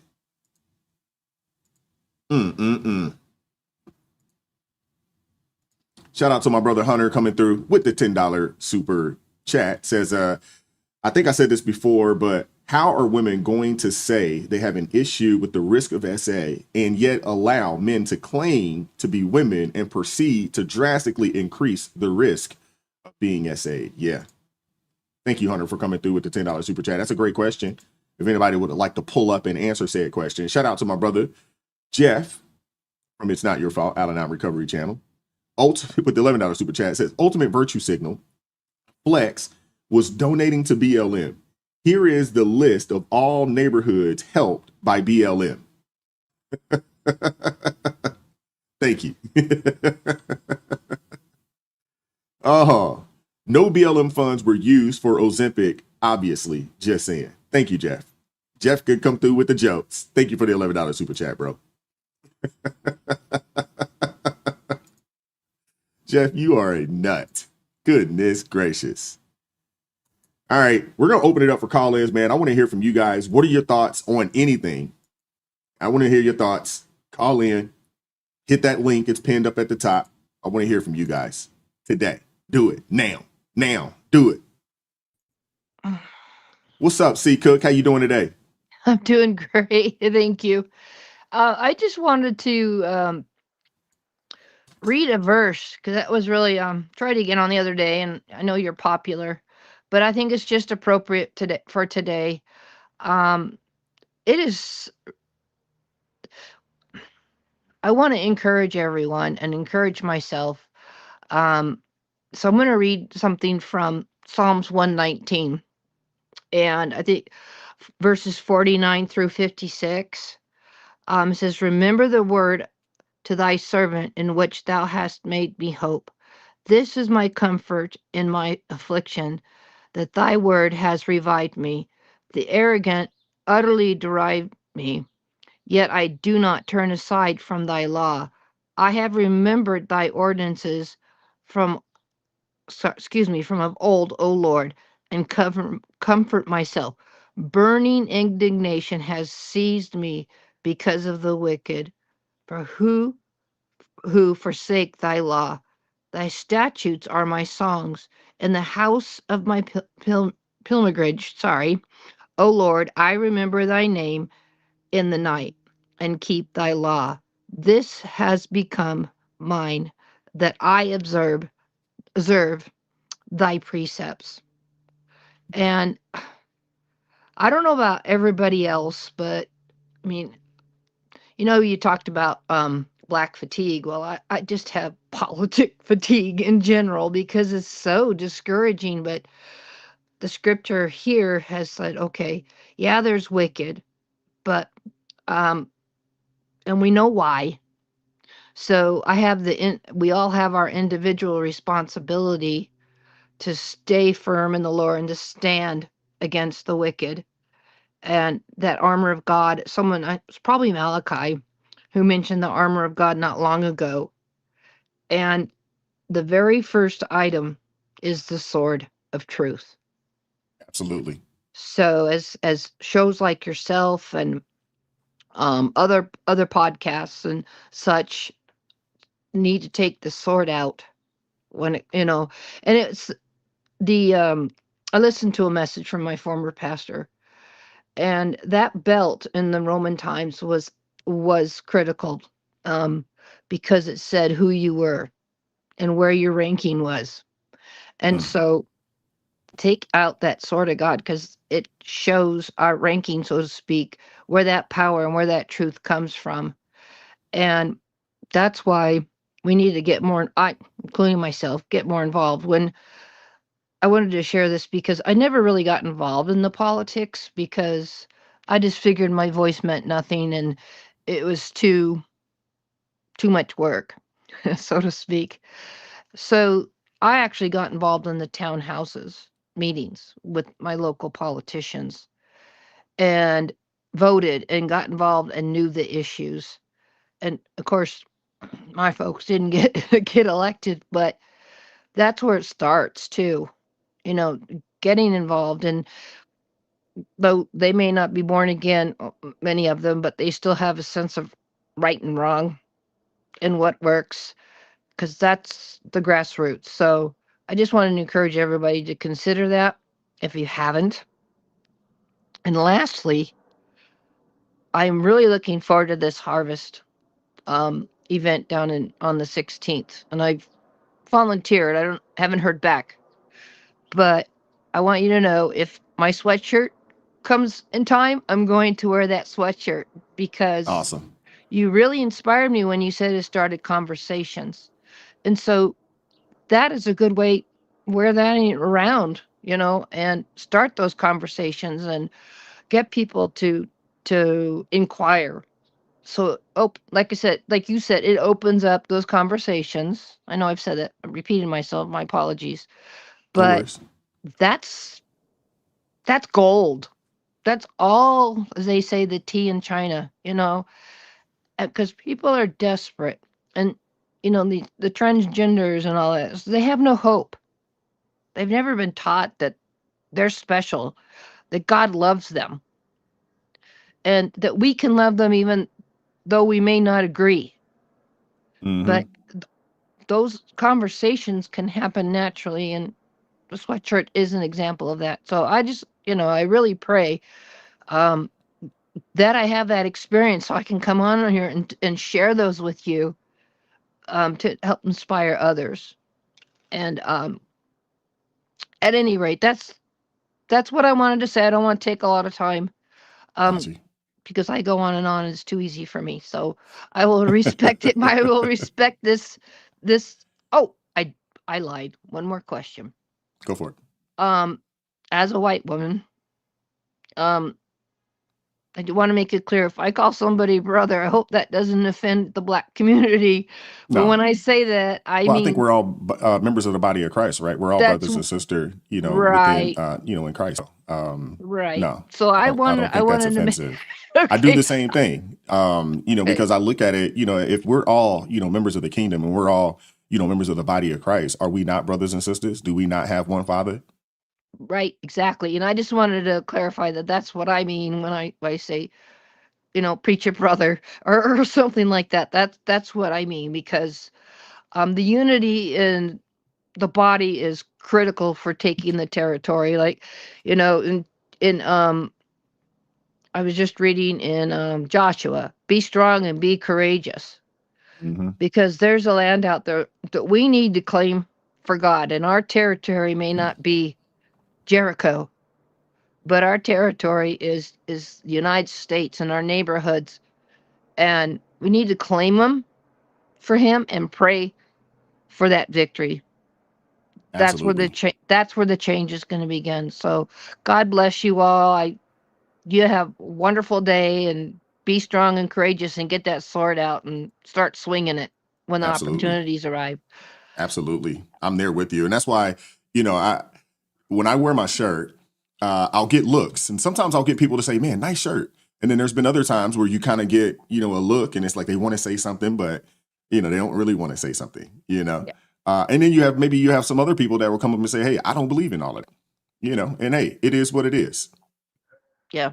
But I do think it's a really good conversation starter. And if somebody wants to, even if they just have a simple question, and all you can do is just plant a seed. I think we got to get in the business of legitimately sowing and reaping, right? We got to get in that business of just planting some seeds. Yep. You may not be the one, but sometimes it just takes just a little tiny nugget, little tiny seed, just a tiny seed. And then you never know who's going to come right behind you and water that seed. You know what I'm saying? You just never know. Exactly. You never know. And I think all of us will be surprised one day in heaven when we find out how that seed was watered, because we may never reap the rewards here, so to speak, or see those victories. Mhm. But in heaven, I really, my prayer is that someone will walk up to me and said, thank you, for saying something. And Yeah. to me, that's my mojo, to be honest with you. If I can make somebody smile with a smile, or anything like that, say, God bless you, appreciate you being here, working on the holiday, all Mhm. of that. That's awesome. Yeah. Because the word, as you know, the tongue is powerful. And what are we doing with our tongue? Are we lifting people up, or are we tearing them down? Absolutely. And I will be honest, there are times when I see people and I go, get out of my face, I'm not in the mood. And I have to say, okay, Lord. Yeah. You got to repent real There. quick and say, okay. Yeah. Immediate correction. Sorry, God. Yep. Have a nice day. Yep. And you just pray that some genuineness comes out of that as anyway, I'm going on like I said I do, and I apologize, but No worries. Thank you for peace. pulling up. Thank you very much. Take care, C. All right. Thank you. Love you. I actually do. I love y'all. Thank you. God bless you. All right, we're going to pull Crystal up. But before I do that, I want to just share this, because I ain't going to lie to you, man. This blessed me this morning. Thank you, Hunter, for coming through, with this. And just going right back to it, man. Remember your leaders. Those who remember who spoke the word of God to you. Consider the outcome of their way of life and imitate their faith. And my challenge to you guys is maybe that's you. Maybe you are the one that's going to speak the word of God to somebody. Maybe, and then those people, they're going to follow you. They're going to imitate you. Are you somebody worth imitating? Right? That's the challenge. Are you somebody worth imitating? Shout out to C. Cook. Thank you. And thank you, Hunter, for this. This was awesome, man. This blessed me for real. Let me pull the Sister Crystal up. Got the hair whipped up and laid. And, oh, my goodness. Look at you. What's going on? I always have to prepare because I can't come up here slipping. I may get an email from you if I come up here slipping. So gotta put it together. Gotta make sure I'm ready. Get a message. Yeah, it won't be from me. It'll be from somebody in the chat. Like, did you see Crystal? Did you see that? You know how folks are. They'll talk about you. Yes. C Cook just made my heart full. Thank you, C Cook. I know you said you would like to make people smile. You definitely made me smile. So thank you, C Cook. That was absolutely beautiful. Oh, brother. What were your thoughts on Hunter's scripture for today? I thought Hunter's scripture was poignant, beautiful.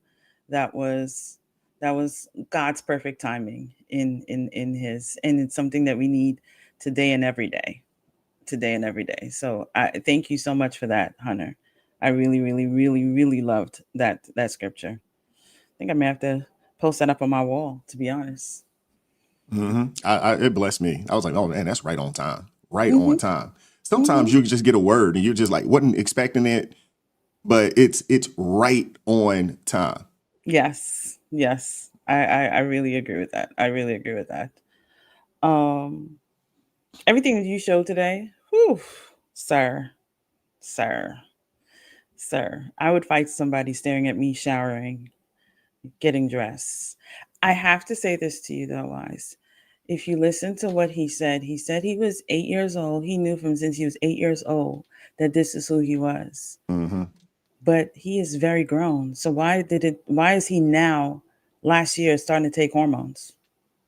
If this is something that you were your whole life, and he didn't look like he was like 18, 19. He looked like he was somewhere late 20s, early 30s. Yeah. So why is it you are now doing that? Because he's lying. He's a liar.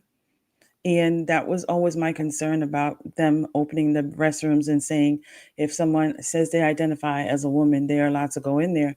You just gave a free pass to all the pervs. Yeah.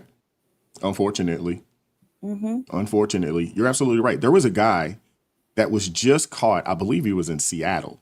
Dude walks into the locker room. He had on a wig, some glasses, but it was a guy, and he was in there, filming women and things of that nature in the locker room at a gym up in Seattle. So you definitely opened the door up for this type of foolery. And they say it wasn't the first time he got caught. I think this was like maybe the second or third time that he got caught. And that's my point. And I saw the image that you showed of his previous arrest record. That right there tells you everything you need to know. So to me, especially if you have some kind of criminal history that shows violence, especially towards women, you shouldn't even get a pass to be able to say you are now considered a woman and you can now use women facilities. No, you need to stay right there in the men's facilities because you already showed that you have the capability of hurting women. So you need not be in the same places as women.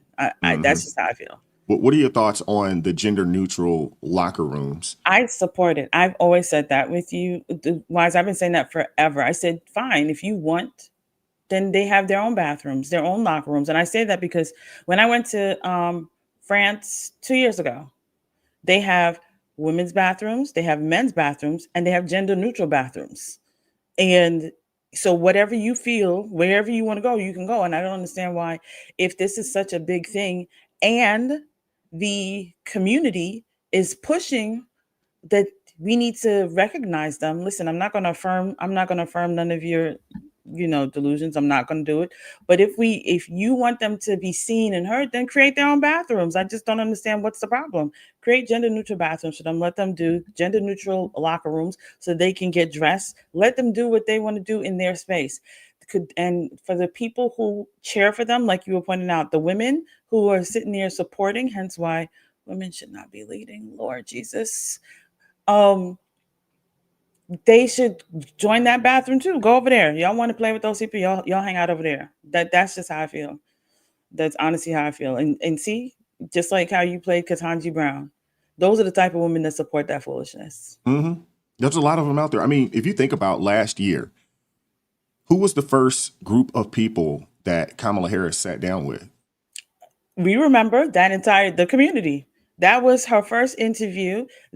She was excited to come. And I was just like, Okay, there you go, virtue signaling right there, letting Yeah. everybody know I was this like, is who I this is the stand with. first group of people that you decide to go and sit. These folks, Mm-hmm. you know, Mm-hmm. and I don't have anything against them personally. I don't agree with their lifestyle, but Mm-hmm. I'm like, you're running for president and you don't speak to anybody. And when you finally do, this is where you go. It's like, But mind you, that was the first set of people she sat with, but she wanted the black vote. I just wanted to point that out because all of a sudden, when it came down, then she turned around. You know what? I am black, but she initially started with the community. I want people to realize that they sit there and they play in your face, and that is why I said what you were saying in the thing about the long.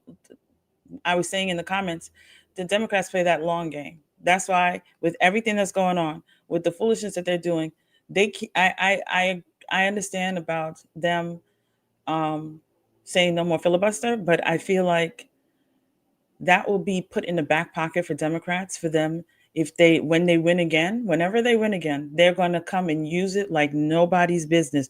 And they won't just use it once. They will use it in a way. They'll be like, you remember when you did this? Okay, we're doing this and we're doing that and we're going to do this. They will take a mile. They yeah. will go I mean, it's crazy. going to set precedents. And that's Mhm. why that's the fear, you know, because it's like, okay, oh, we're going to temporarily get rid of the filibuster. Okay, well, what stops the Democrats when they get power? And what we do know about our country, the pendulum always swings the other direction. It always does.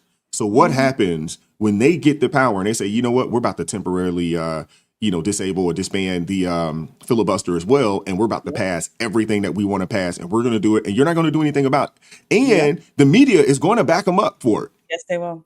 They will. They're going to They back will them up. say, They're going to back them up like it's nobody's business. They'll say, "Y'all remember when y'all did it? Y'all remember during Trump's time they did it. For all of a sudden they don't want to do it now." Like they would immediately do that because the Democrats got the media. We know that, so it's like we already know what they're going to do. So that's why I said the only way I think it would be a smart decision for them to do this, for the Republicans to do this, is if they can guarantee that they're going to be winning and winning and winning and winning. Because the minute, and we know that's not reality, but the minute they lose, oh, best you believe it will not be good for America. It definitely will not be good because Democrats will lose their mind in all of the things that they'll start doing. Now I got a question to ask you. In New York City, I don't know if you got a chance to see this or if you knew this. So in New York City, there's about 10 million people, you know, give or take a couple 100,000 in the city of New York. You realize that only 2 million people turned out to vote? 2 million people turned out to vote. Yep, I saw that. In an election as consequential as this one. When you think about the candidates, out of 10 million people, only 2 million people showed up to vote. Wise, this is why I said to you yesterday that I partially blame the right, not because of Curtis Leroy was going to do something, because I don't actually think Curtis Leroy was going to do anything. I really don't think they were. He was. I mean, he was really trying, and he was banking on his guardian angel pass, which guardian angels have been, you know, something great in New York and all that. But I don't think he was really going to do anything. But this was the time for the right to say, get out to their people, get out there and support Cuomo, because I honestly think Eric Adams should have stayed in. Let's just be real. I really feel like Eric Adams should have stayed in, but what and Cuomo should have backed out, but whatever, fine. Cuomo's in there. They should have been out there pushing their people to get out there and vote, because for a lot of conservative, they're like, well, this ain't our race. So a lot of them sat back and did Yeah, a lot of nothing. them sat out. Yeah. And so it's like, no, you should have, because honestly, as my dad called, it was a block vote. Most of the Muslim community came out and voted for, not most, majority of the Muslim community came out and voted for Mamdani. And then you had the liberals and all these people. And you saw the rest of New York City, like I said, like you said, 10 million people. They didn't vote. They didn't bother to do anything. And this was, again, they dropped the ball because the moderate Democrats didn't do their job. The Chuck Schumer's and them did not do their job. And the right didn't do their job, because this was just like when I kept saying the enemy of my enemy is my friend. For moderate Democrats and Republicans, they should have said, this Mamdani is a danger to all of us. So let us go ahead and lock this down immediately. But they didn't. They didn't do it. Yeah, So that's why I blame but when everybody. you think about New York City and you think about the amount of registered Republicans in New York City, it's a very low number. You know, I was It just is. looking it up. 11% of the city's registered voters are registered as Republicans. So, Mhm. you know, even if all 11, if the 11%, so we'll say that, what is that, 110,000 people in Mhm. New York City, which is a very small amount of people, they wasn't going to be able to come out and sway the vote one way or another. What's really crazy is there's video footage out there of people going out. I'm going to do a video on it later today, but there's video footage of people going out Mhm. and speaking to people after the election. Folks didn't Mhm. even, in New York City, they didn't even know who won. No, they didn't. They didn't even know who won. They were like, No. "Oh, he won. Oh man, that's going to be bad." I was like, "Wait, hold up." No. Yours, It and was- these are business owners that they were talking to. These are Yep. small business owners, people who own the bodegas and some of these other small, you know, maybe Mhm. sandwich shops, things of that nature in the city. And they were like, "Oh, he won. Oh man, this is going to be bad." They said in the third, but they didn't go out and vote. This is why I'm saying I blame the moderate Democrats and when I'm saying the Republicans, not to the I'm not saying the conservatives were supposed to go out there and amp up their party, because realistically, like you said, there's only 11%. But this is a moment where the enemy of my enemy is my friend. We should have come together and been knocking it. So, like, I have a friend, his name is Tony, and he lives in New York. And so he is a conservative, but he literally was out there talking to people, get out the vote for Cuomo. There wasn't enough people like that out in New York doing that.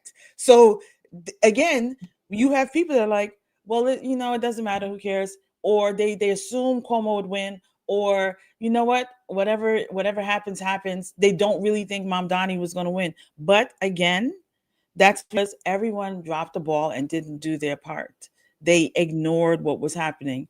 And I guess they were hoping for the best, but they got the worst, to be honest. Well, I already seen his transition team. Mm. Yeah, it's going to be interesting, man. It's going to That be transition interesting. team He took is the mask off Mhm. Monday, Tuesday evening, or, going into Wednesday morning. He took the mask off. Mhm. And I mean, we talked about it. We kind of thought that he had a chance to win just due to the fact that, before going into the weekend, he was up 30 points. Yeah. And then they start talking about, oh, it's getting narrower and narrower, but dude won 48% of the vote. Mhm. In a three-man race. He won 48% of the vote. Some of this you got to put on.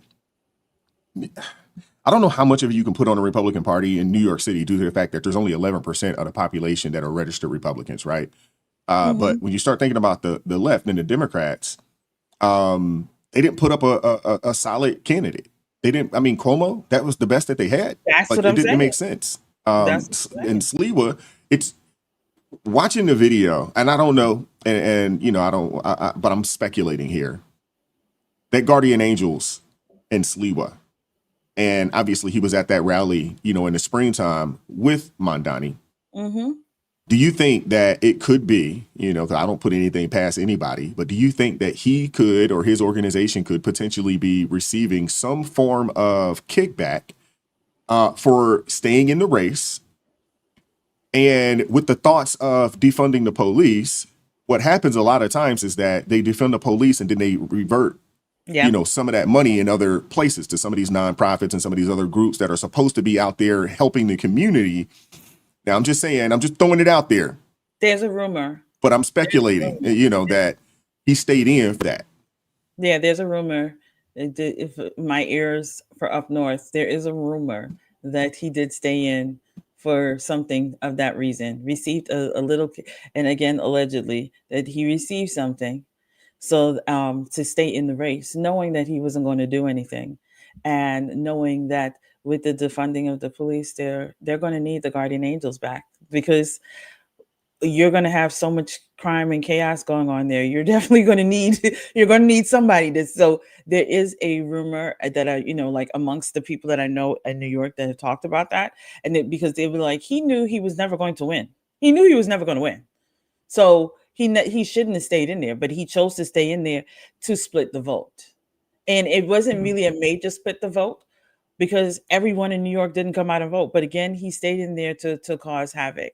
That's really what it came down to. I still can't believe that there's 10 million people in New York City and only 2 million people came out to vote. I believe it. I'm so surprised. Seriously, I'm so surprised. 20% of the population decided that this was something worth jumping out there and having a say. I was surprised when I I saw that believe it number. because there's a lot of people who, there are people who didn't even know that it was it was time to like, oh, it's the It was vote an for the actual mayor is election, happening right? now. Like this was election day. Like there were a lot of people that did that, and you're just like, Yeah. what do you mean? You know, This it's is crazy. It's crazy that you say that too, because in previous years, previous elections, they've had less turnout than that. So they were actually touting the fact that the turnout was up.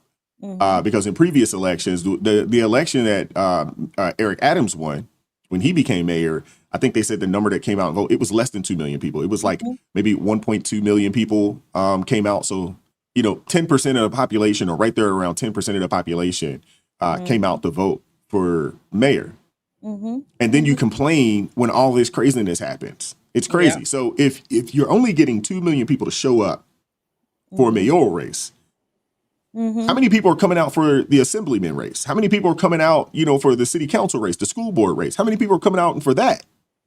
It's No, probably fractions of that. it's definitely that, because again, the one thing I remember, and even when I talk to my friends and family that live up there, they know when presidential election is coming. Oh, they know that. They know that real good. They're like, oh, we got to get out there and vote for the president. Usually, of course, it's Democrat that they're voting for, but they're like, let's get out there. We got to go vote. But and they know governor, they know some state representatives. But when you start getting to the local races, it's just like, that's how they treat it. It's like, and that is the problem that happens. I was saying this yesterday, in my Bible study. I was telling people, I said, people always treat the local elections like, whatever. But that is what affects you individually, like right there. It's right there in Yeah. your community that's affecting you. The local races, the okay, we have the government and federal and all that stuff. But what they decide on the city council, that is what affects you. That right there. How they decide what they're going to do, the taxes you're going to pay, because especially when you have city taxes, they're going to decide these things. I mean, people need to pay attention, but they really, really don't. They Yeah, don't people know. aren't paying attention.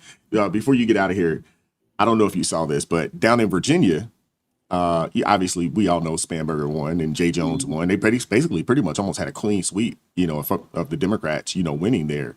Now, the state of Virginia has less people than the entire city of New York. I'm not sure if you knew that. But it has less people, by about 2 million people at that, the entire state, which is crazy. 90% of Black people voted for Spanberger. Yep. 90% of Black folks in the state of Virginia voted for Spanberger. Can we stop? Can we stop with the white supremacy foolishness? Can we stop it? Can we stop it? Seriously, can we stop that?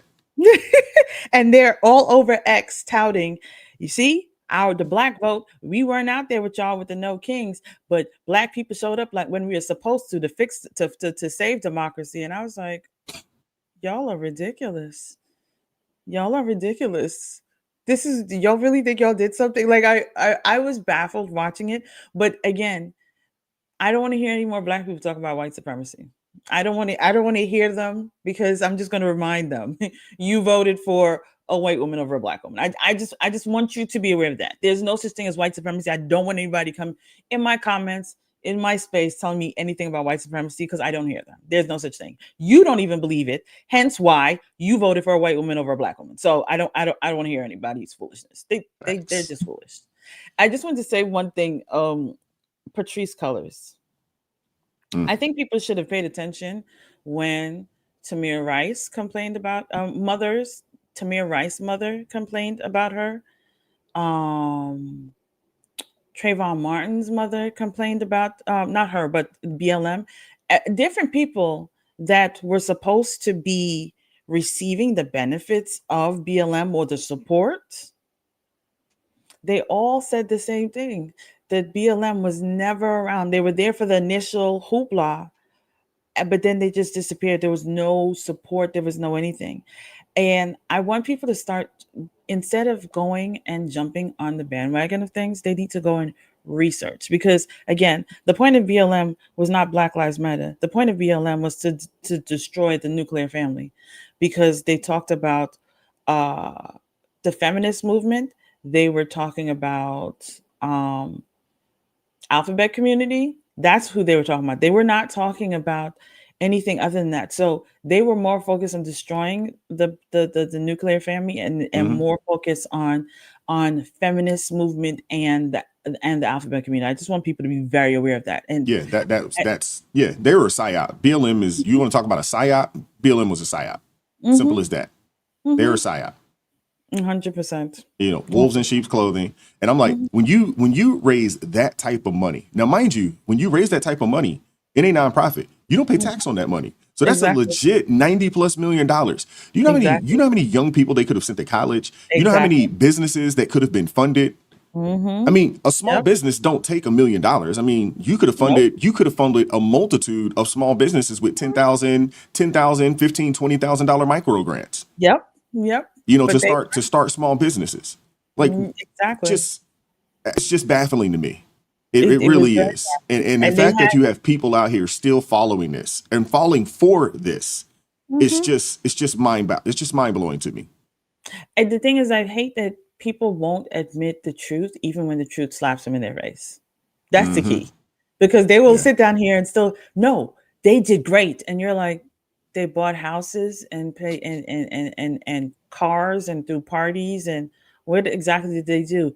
You're just hating them because you don't care about Black lives. What did they care about Black lives? Because as you pointed out, there were things that happened where it was a black on black crime they didn't care about.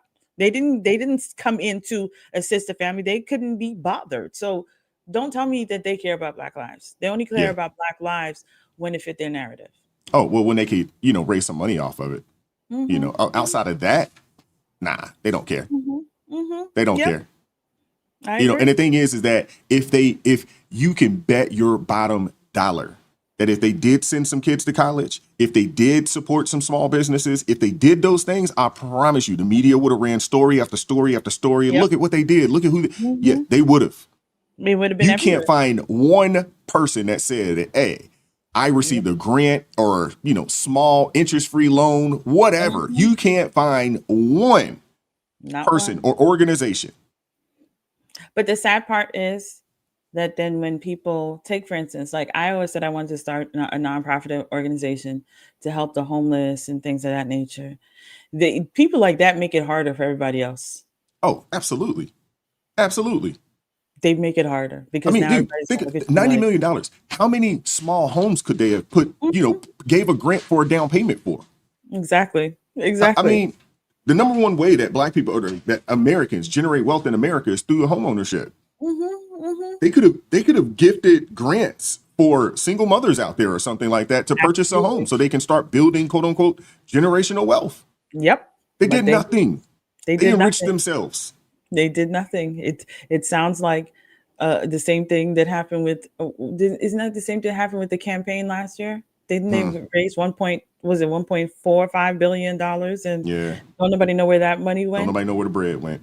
Most of it went to these consultants and all this other kind of stuff. Everybody start this little consulting firm and like, hey, $100 million, I can help you win. Exactly. That's where a large chunk of the bread went. It went to these consulting firms out there. And that's why today you see the things that you see. I remember do you remember the people who pretended their son was kidnapped to try and start a GoFundMe and then they got caught? Because of things like that. The son did it, and the daughter as well. Wasn't it some young lady down in Alabama that did something like that as well? And then come to find out she was hiding out at somebody's house, but they done raised all this money. Yep. That's what I'm saying. So that's what I'm saying. They create these things, and now everybody's gonna start looking at everybody shady when they're actually good people that are probably out there doing something that would do the right trying thing to help the community. But people are gonna look now because we remember what happened with Black Lives Matter. And we remember what happened here. And when we don't here, this is what happens. So then people don't want to help. Huge. When you think about $90+ million, I mean, hey, we're willing to get that. If you got a business plan, food trucks, things of that nature, hey, we're willing to help you. Microloan.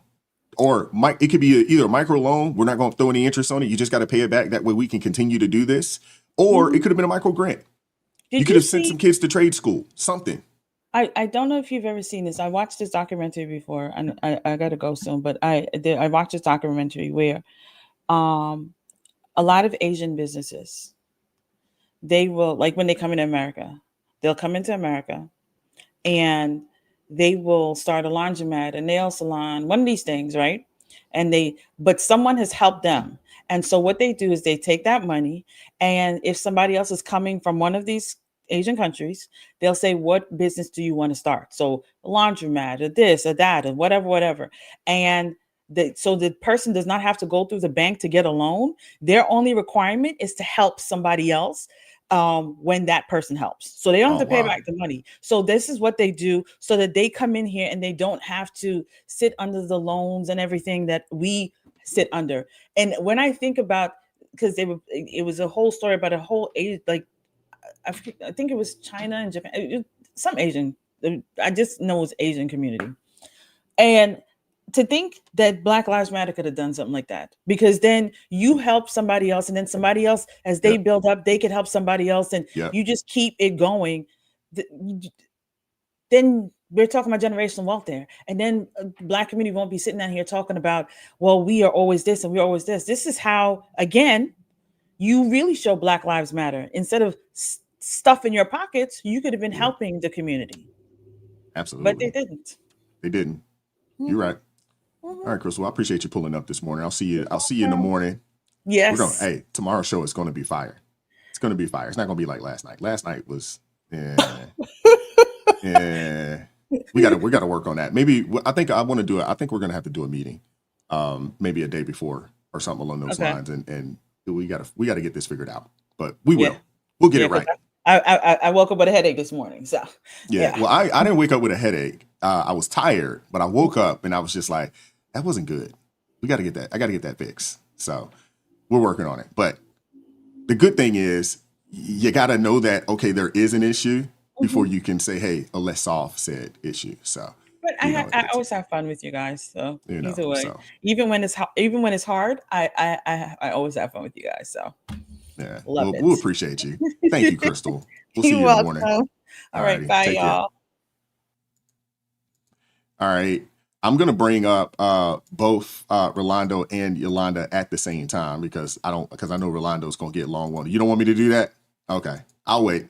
We'll give Rolando the word because he's been sitting here waiting. What's up with you, brother? Can you hear me? I can't hear you. You can't? Okay. Come back out and then come back out and then come back in. Can you hear me now? I can hear you just fine. Can you hear me? No, I can't hear you. I'm going to kick you out. I'm going to kick you out and then join back again. No? Still no? Nope. All right. What's up, Yolanda? How you doing? Uh-oh, you're muted. There you go. All right, there I go. There you go. How you doing? I'm doing well. I'm blessed. As always, though. I'm always blessed. Every day is a good day. Well, you just said that last night was bad. Was it bad? I think it could be better, but that's always the case. And I felt like that about this show. There's been some days where I would get off and be like, man, this was great. And there's been some days where I was like, man, that was awful. We got to fix that. And I'll go back and I'll watch it and then we'll figure out how to make it better. But I think that's part of, doing this. I coached football for a long time. Mm-hmm. There's been games that even though we won, you're like, we made entirely too many mistakes. Let me watch the tape and figure out where we can get better at. You know what I'm saying? Right. So I just, and I want to make sure that we do this. I want to put on a good show, and we want to be respectful, of everybody as well. So, so we got some things to work on. On a side note, I might need your help with something. Okay. So it's an idea that I have. That I've had. So I'll just email you about it. Yeah, cool.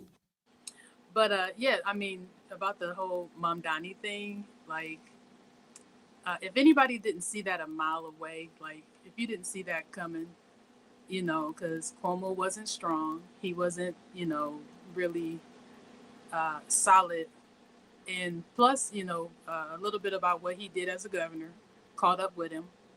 New York was just like, they're not going to trust that because, people lost a lot of their family members, during the pandemic. Mm-hmm.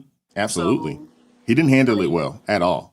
But then again, and not to take some of the heat off of Cuomo, but I don't think anybody handled it well. I mean, we're talking about a situation that we had never seen before. All the people living today had never been in a situation. The last time we had one of these, global type pandemics was 100 years, or actually at this point now, a little over 100 years ago. So I don't think anybody handled it well, but he definitely didn't handle it well. And the decisions that he made cost people lives. But we could say that about a lot of people that was in leadership. He quit in the middle of his governorship. You know what I mean? Like, he kind of ran from the heat. So, of course, a lot of people, some people have a long memory, they don't forget. And so, that kind of bit him in the butt. But with the whole Mamdani thing, like, if people don't know that that's like a spiritual battle, like, it's not a surprise that he won. Actually, when you look at it, like, he really wasn't saying anything solid. He had that attitude, like, I'm a smile, I'm a press through it, rah, rah, rah, go, go, go. Another person had like a TikTok about like all the whole compilation about Islam and what they want to do with their agenda, how they're pressing forward in that. And, he ran on that premise. And I think someone else said, they were like, that's a slap in the face to the 3,000 people that lost their lives in New York City, over 20 something years ago. 9/11 was it was a very, very devastating and a sad day. Yeah. And for New York City to turn this around like that, that's crazy. That's crazy work. It is. Well, you also got to think about this, and Chris and I were just discussing this, but you have 10 million people that live in New York City. Right. 20% of the people came out to vote to have an actual say. So that in itself just goes to show you how many people here in America, and I don't want to,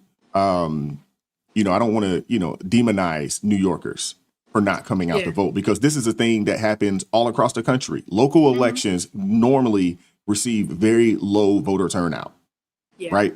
Local elections, even though the local elections actually matter more to you. What's going on, in your county, at your local school board, your city council, all of that matters more than what's going on the national level. Although people do not come out, even though people don't come out, and they don't come out in large numbers for local elections. And I think that is something that needs to change. And if you look at the map, I don't know if you watched the show on Friday last week, but Crystal shared a map and we shared it on the show. There is a map of, all these, Democratic Socialist candidates that have won races all across the country. And their goal and their plan is to take advantage of the low voter turnout. Yes. And that's how they're building their foothold in this country. And this is not just a New York City thing. This is happening all across the country. Yes. Just thinking about it, in my own city that I live in, the mayor of my city, and I don't want to say I'm for sure he is, like, his name is kind of Muslim type.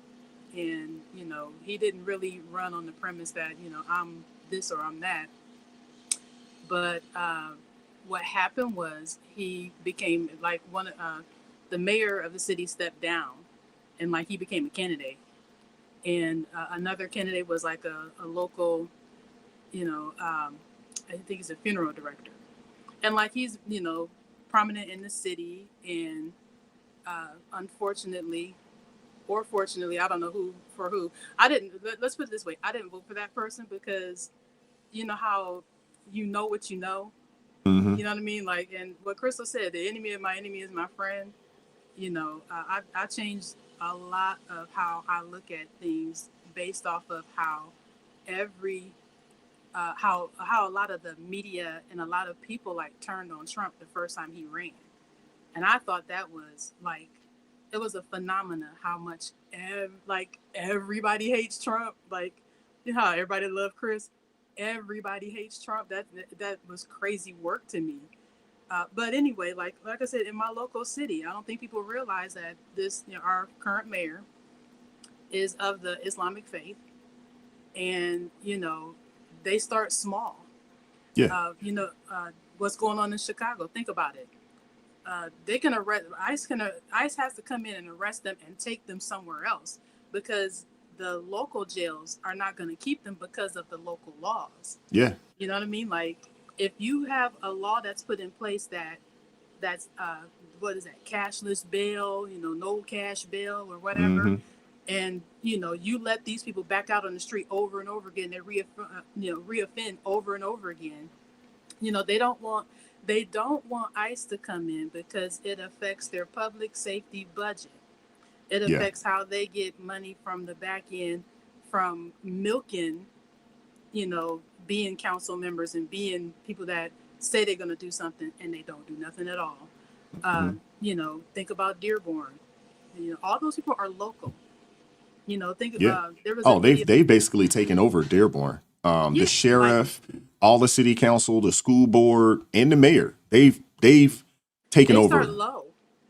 Think about Minneapolis. This all low level.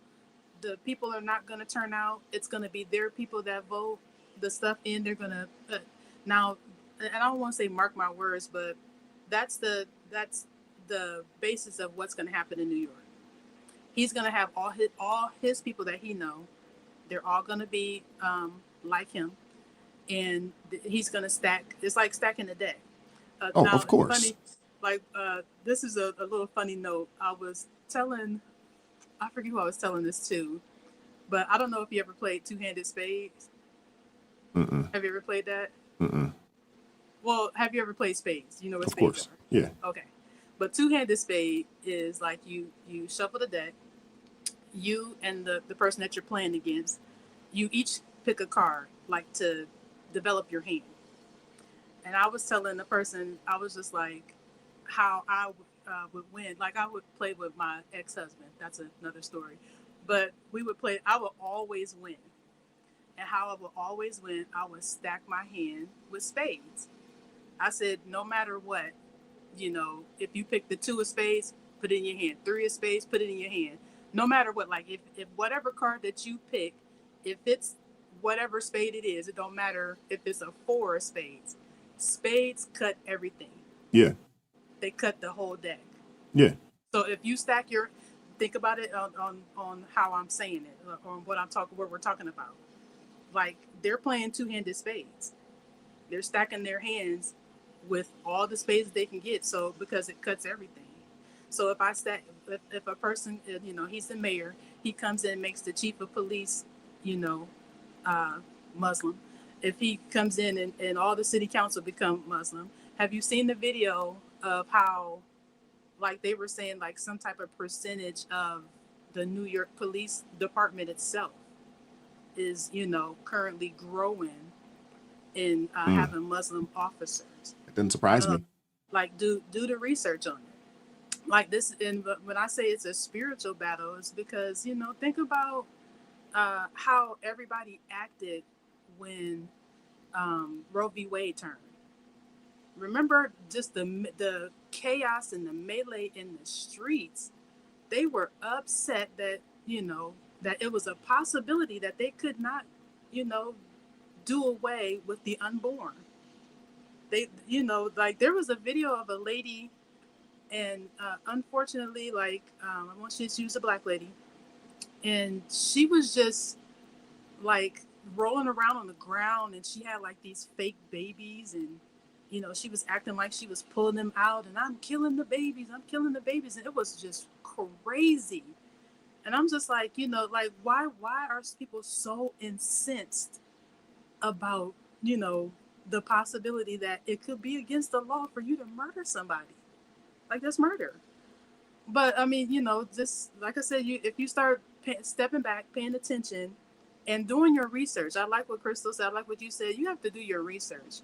You can't just stay uninformed and turn a blind eye to stuff and then be mad whenever things do change. And you're like, well, I didn't vote for that. Well, yes, you did. Either you did or you did not vote for it. That's what happened in New York. A lot of people did not come out. 10 million people, only 2 million. How many of those millions was Muslim? I want to say it was like 785,000 people over 785,000 people voted for him, and that was half of who voted, because he got 50% of the votes. Yeah. He got 48% of the vote, if I'm not mistaken, somewhere in that range. So he got almost half, and yeah, that's crazy. Yeah, Sliwa, Silwa, what's his name? Sliwa. Sliwa, he took 7%. Like, he really should have listened to, if anybody was saying that to him, to drop out, because he took 7% from Andrew Cuomo. Andrew Cuomo would have ended up with, like, if that 7% went to Andrew Cuomo, he would have actually, like, kind of made it close, because he only got 42%. If he took that 7% that so it would have been really close. It would have been interesting. It might have went down to a runoff, potentially. But, of course, Cuomo's past caught up with him. Yeah. He wasn't that great of a candidate, although some of the things that I caught that he said, he was saying some things, but it wasn't enough. But a lot of times, I don't know if he could overcome his past. And it wasn't just the way he handled the shutdown. It was also, some of the other cases that he had. And in fact, he had a couple harassment cases, and actually can't even say a multitude of harassment cases. And, when you get that, and the fact that he still received 42% of the vote, that's huge. But if Curtis Lewa would have dropped out, we could probably make the assumption that those people probably would have supported Cuomo. Probably. It would have been a close race. And he probably would have got, at that point, he's probably 49, maybe 49, 50% of the vote, with a legit chance to win. But, I'm going to let you get out of here. Let me pull Rolando up, and I want to get out of here. I want to go get something to eat. Tell Rolando I said hi. Will do. All righty. Take care. Thank you. Thank you. All right, Rolando, you ready, bro? Hopefully you good to go. Yeah, I'm good to go. Okay, you can hear me now? Yeah, so Gotcha. Wise, I see your eyes ain't that puffy this morning. That's good. I think you woke up, put some cucumber slices over your eyes. Is that what you did? Got ready for the show? When I do see that, sometimes I might do some ice or something along those lines when I see that. But dude, I was worn out yesterday, dude. I was worn out. I got up at 4:00 in the morning, and I normally go to the gym in the afternoon time frame, and I got up so early. I was like, well, let me go ahead and go get my workout on since I'm up. So I went to the gym, got my workout on.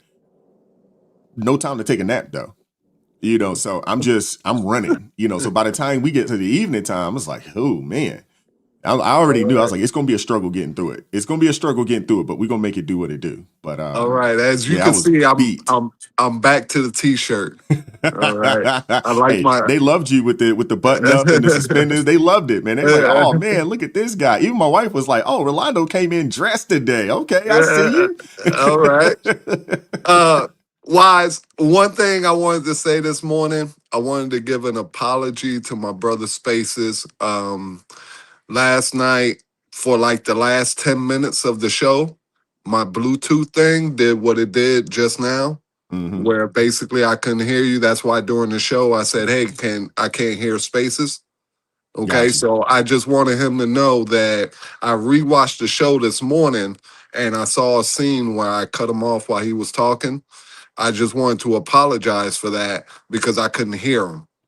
Okay, Gotcha. So it just sounded like nobody was talking. So that's why I went ahead and did that. So I'm figuring out what's going on with this Bluetooth. I'm going to get it all sorted out. I just changed phones from my old iPhone, which looked like this. All right. To the new one now, and I'm switching look at you, everything. big money. Oh, you over here flexing on us, huh?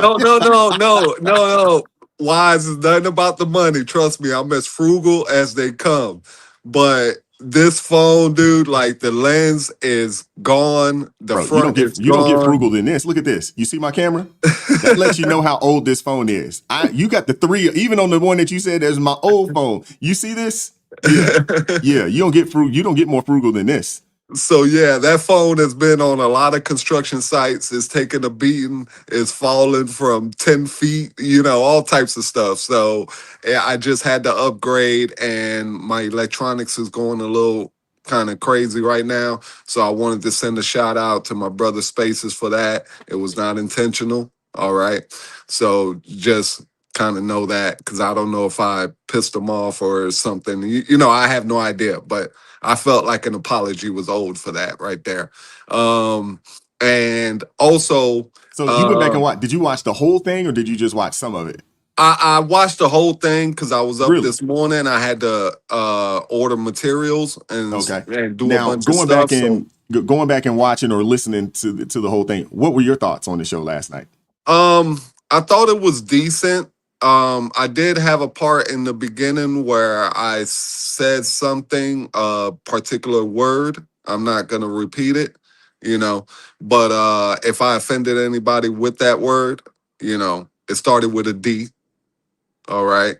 If you remember, just yeah. So I wanted to That's the other thing apologize. too. We got to work on language because there was a couple of things. You definitely, you went there. And then the whole PDF file thing. We got to work on language. Okay, yeah, because there was a couple things. I'm trying to keep it as clean as possible. Outside of the live, I do have a little bit of a potty mouth, so I'm really, really trying to figure out what I can say and what I can't say. Gotcha. Okay. And the best phrase that you said last night is, "We're building the plane as we're flying it." Yeah. Okay. So there will be, errors made, but I want everybody to know that it's not intentional and it's not to offend anybody. All right. So we'll get all that straightened out, but please bear with us because as Brother Wise said, that's why he's wise. All right. We're building the plane as we're flying it, so mistakes will be made. Absolutely. And I don't charge it to you. I don't charge it to you guys. You know what I'm saying? I understand that this is a new endeavor and it's a process. That's what I was saying, earlier today. When I woke up, I haven't gone back and watched it. I will, or at least listen to it. I haven't had the time yet, but I will, because I think that's the only way you improve, right? You got to go back, listen to it, watch it and say, okay, hey, this is where we can improve at. And then some of it I'll put on myself, and just in, some of the topics and things of that nature. I want us to be able to have spirited conversations, but at the same time, I also want us to be respectful, of those that listen, and each other, those on the panel. So, I want that to be the case. And, on my end, I gotta do a better job, topic wise and things of that nature and reining people in. So I gotta do a better job there, but I'm gonna go back and I'm gonna listen to it and see, where we can make some improvements and things of that nature. And maybe beforehand, maybe before that, maybe we'll start doing somewhat of a little bit of production meeting or something like that, maybe 30 minutes or an hour before, we actually jump on, just so everybody is on the same page and we understand what we're discussing and things of that nature. So maybe that's something that we'll implement, in the near future.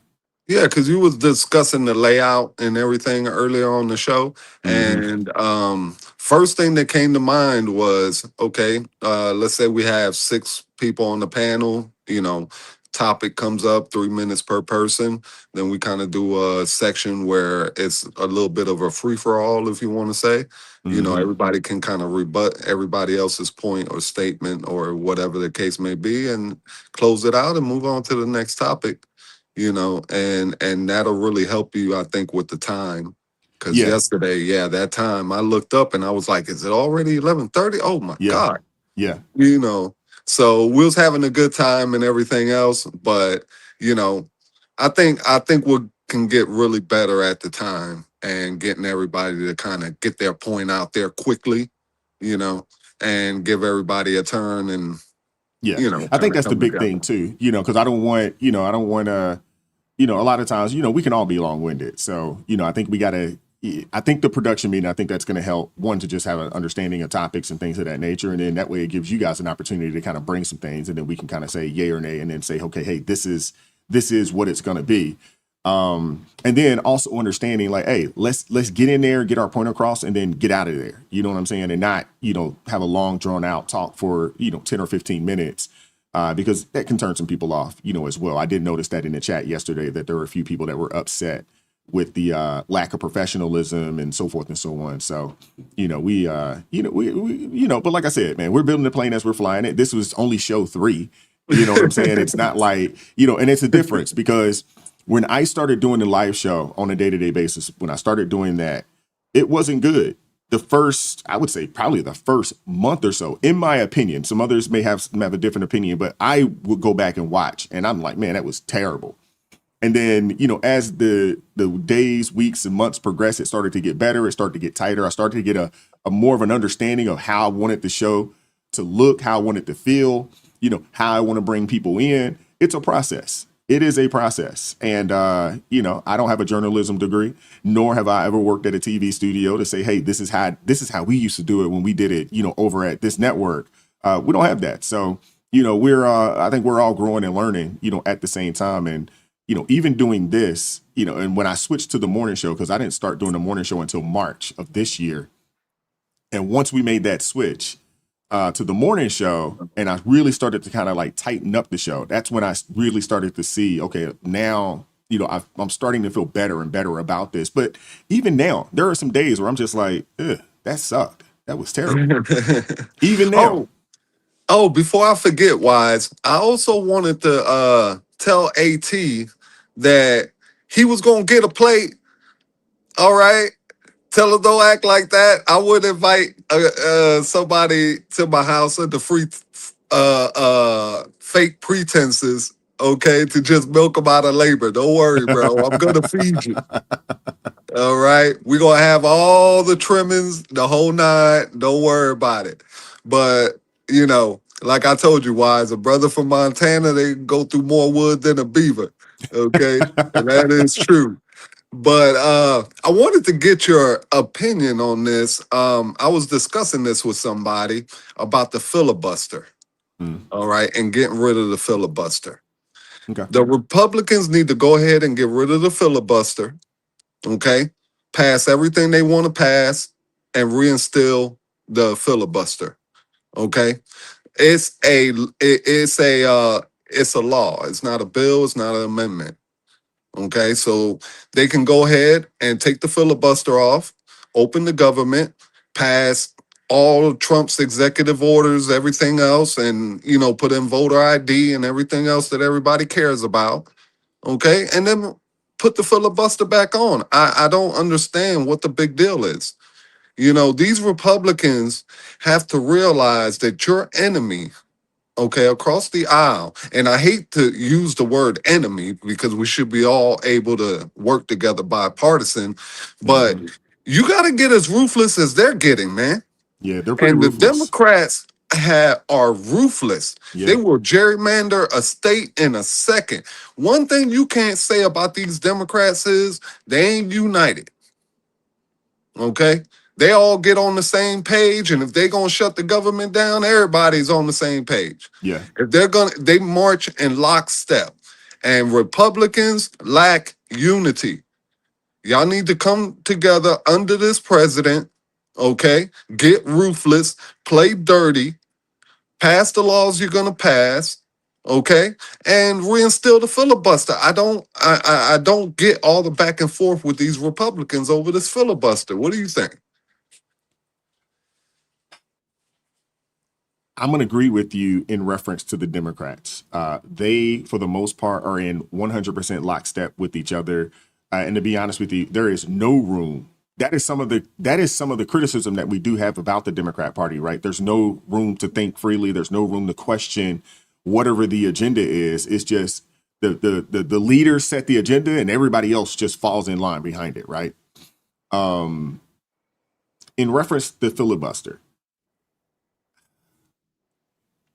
I did a video on this about 2-3 days ago, and I was speaking against ending the filibuster. And I still feel that way today. I'm against ending the filibuster because we don't want to set precedents. The founding fathers, when they created the Senate, and they created in the way they did, making it, we have 100 senators, you got to have 2/3 of the vote for a bill to pass.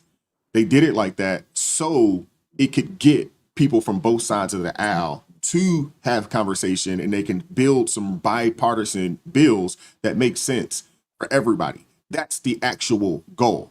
I don't think they understood or knew that we would get so far away from each other.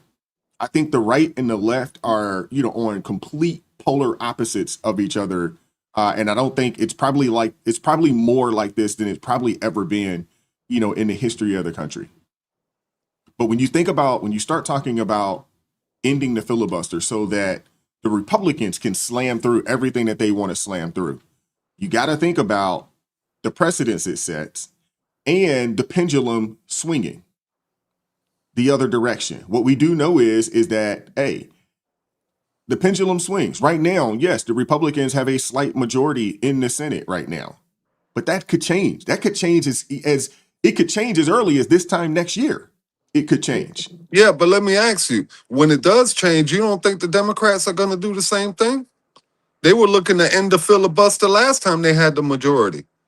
Yeah, but you still needed the 2/3. You still needed. I don't know exactly how they would go about doing it, because in order to end the filibuster, you would need 2/3 a vote of Congress to do so. No, from what I understand, it's a simple majority to end the filibuster. To end the filibuster? Okay, I'll have to do some research on that. So if it's a simple majority, then you can go ahead and end the filibuster and then reinstate the filibuster after you're done doing what you're doing. Because you're dealing with a party on the other side that are licking their chops for the day they get back in power. Okay, they're going to undo anything that this president has done or any other president has done, before they got into power. They're licking their chops to end that filibuster. All I'm saying is this. I agree. I do agree, but I want to say this. What stops them now? And if you're telling me that, hey, they can end the filibuster, they can get through everything that they want to get through, reinstate the filibuster where it cannot be changed again. Okay. No, I mean, just but what happens when the was. pendulum swings? What happens when the pendulum swings and Democrats are in office and they say, y'all remember when y'all ended the filibuster? We're about to do the same thing, during this time frame, and we're about to slam through everything that we want to slam through. We don't, do we really want to live? It's bad enough that the way our system is set, that one, we don't have term limits, but two, we're in a 2 to 4 year cycle. It's bad enough that's how we are. We have enough, we have enough political chaos going on right now in our country, and for good reason. And I'm not one to say that, we need, permanent leaders or something along those lines. I'm not one to say that, but it makes it difficult for us to challenge other nations around the world when we're constantly flipping back and forth every 2 to 4 years. 2 to 4 years, we flip back and forth, and we can never get anything accomplished because one side gets power and then they do something to set us back. The other side gets power and then they take 2 steps forward. So we're always 2 steps forward, 2 steps back, 2 steps forward, 2 steps back. We're consistently like that. And that's a lot of the reason why you look at, communist China. That's a lot of the reason why they've caught up to us, because they had a 100-year plan with no deviation off of the plan. Here in America, we can't create a 100-year plan because one side is going to get in power and they're going to take a couple steps, and then the other side is going to say, nah, we didn't like that, we don't like that, and then they're going to take 2 steps back. And so we're at a disadvantage to an extent in comparison to other nations around the world, just based off of the way our political system works as is. And I'm not saying that I want to go to a system similar to what China has going on. I'm not saying I want to do that, but I'm just saying that it makes it really difficult for us to compete on the world stage when everybody else has created a plan that's in full effect over the next 100 years. And we can only create plans for 2 years with hopes that folks stay in power. And then you understand what I'm saying? I get what you're saying, but I really feel right now like we got to take some type of extreme measures. This is our window because Democrats have already played their hand. All right, with the open borders, flying people in, doing all that, they expose their hand on what they really want to do. Okay, they want to import a new voter base. Why do they want to import a new voter base? Is because they know that if Republicans get this, they're trying to leverage a permanent one-party state. That's their ultimate goal. Yeah. Okay, well, they already got it in certain states. They already got it. The whole country, California. Yeah, that kind of thing. Okay, so we get that. Now is our opportunity all right, to make sure that that never happens. Because if that this is the one I'm watching the closest. If the Supreme Court overturns the civil rights voting for the Yeah, for for the the gerrymandering. gerrymander, Yeah. they're going to lose a lot of seats. Between that, between deportation, okay, and if we could break this filibuster and get that voter ID requirement in there, That changes things. Absolutely. Democrats are going to lose a lot of votes. And no matter, they're going to have to run a super campaign. I'm talking Barack Obama 2008 campaign on steroids to get back in power, let alone hold all three branches of government to be able to overturn the filibuster again, okay, to be able to pass their radical agenda. Yeah.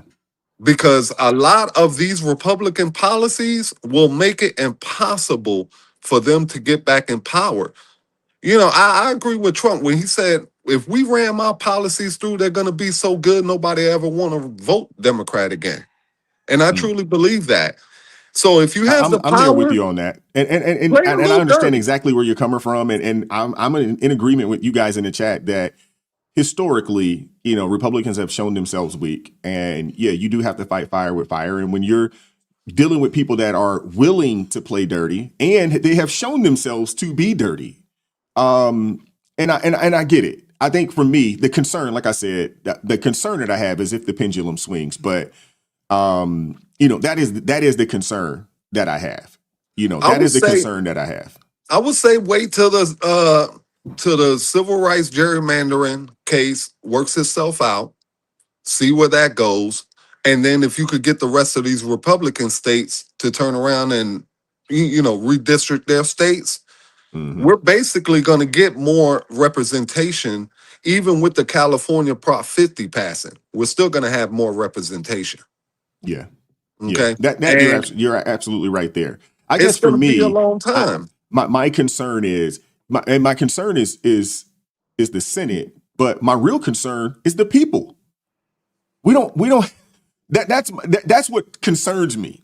You know what I'm saying? The people. We don't have a lot of high IQ voters. I mean, can we agree that at least 50% of the nation are low IQ voters?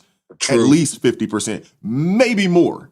And you also got to think that every year we have a group of adults that are graduating high school that can't do math on grade level. They can't read on grade level. They don't understand complex ideas.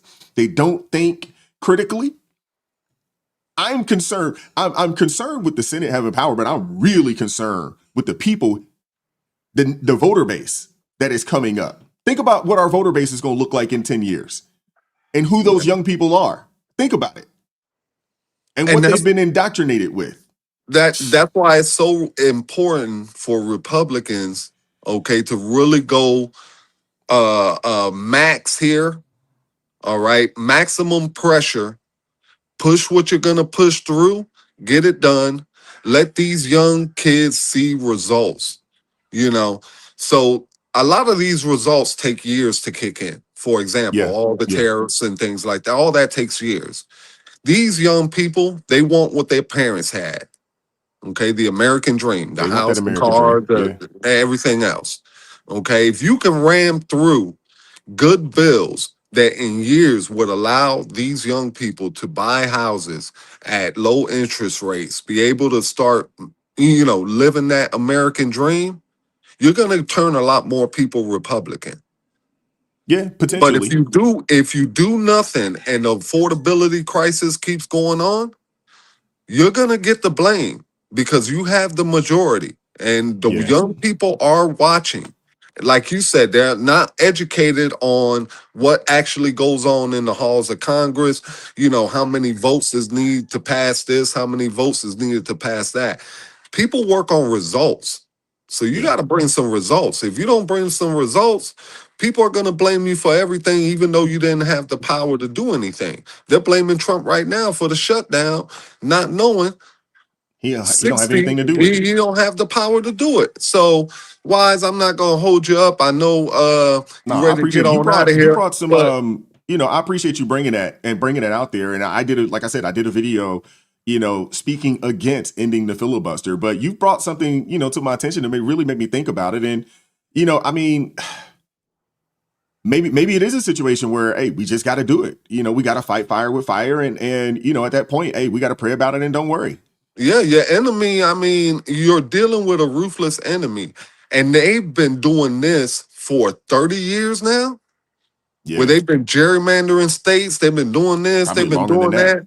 Yeah. And the Republicans have been taking the moral high ground, turn the other cheek kind of thing. And listen, we can't turn the other cheek. We got no more cheeks to turn. I agree. Okay, I agree. This is where we stand and fight right here. This is our moment. They got to seize it, and don't look back, because when Democrats do stuff, they don't look back. They don't wallow. They don't say, "Hey, 10 years from now this could happen." They just do it. They some Nike advocates over there. Yeah, Why? Let me tell you, they don't care. They just do it. They don't care down the road. When they started gerrymandering, even though they know that they are the minority party, basically, because Republicans just hold more states. What they do? They started gerrymandering, knowing that Republicans can gerrymander too and run them right up out of Congress and the Senate, because they have more states and they could just gerrymander better. But Democrats opened that door. They didn't care. They flung it open. Yeah, they did. You're right. And Republicans never walked through it. You convinced me, and I'm a big believer in showing strength, and that's a lot of my issues that I've had with the Republican Party. What you just said. Been turning the cheeks, the moral high ground, trying to do things the right way, not trying to fight fire with fire. And I guess we're at a position where you kind of have to. When your enemy gets into the gutter, you kind of got to go get down there with him. Well, but I'm gonna let you get out of here, man. I know you got. Let me get your butt to the homie right quick. Hey, Biggie, come here, Big, come here. Come here, come meet Brother Wise. Come here. Come on, come meet Brother Wise in the chat. There we go. What's going there on? There we go. Hey, meet Brother Wise. There you go. Look. Mom can't stop by, so he more enamored. He more enamored with her right now. I hear that. But yeah, that's my partner. He be laying by the chat. How old is he? 4. 4? Oh, okay. So he's a year younger than my dog. Okay. I've had him since he was itty bitty Wise. I mean itty bitty. That's your guy, huh? His name is Biggie. I didn't name him after the rapper. I just named him because he has some big paws. I hear that. Yeah, so I call him Biggie, man. He's about 100 pounds. Holy smokes. Really? Yeah. Yeah. Wait, is he a bully? He's a terrier. Oh, he's a terrier. Okay. Yeah, they get a little bigger. Yeah, I took him down to the vet the other day. He's not too happy with me. He's got he has an ear thing, ongoing ear infection. Yeah. Yeah. So he was shaking his head. So I took him down there, and now I gotta fight with him to put those drops in his ears, huh? That, and they gave him some antibiotics. Let me tell you this before I leave, Wise. This dog here knows when something is up. All right. Mm-hmm.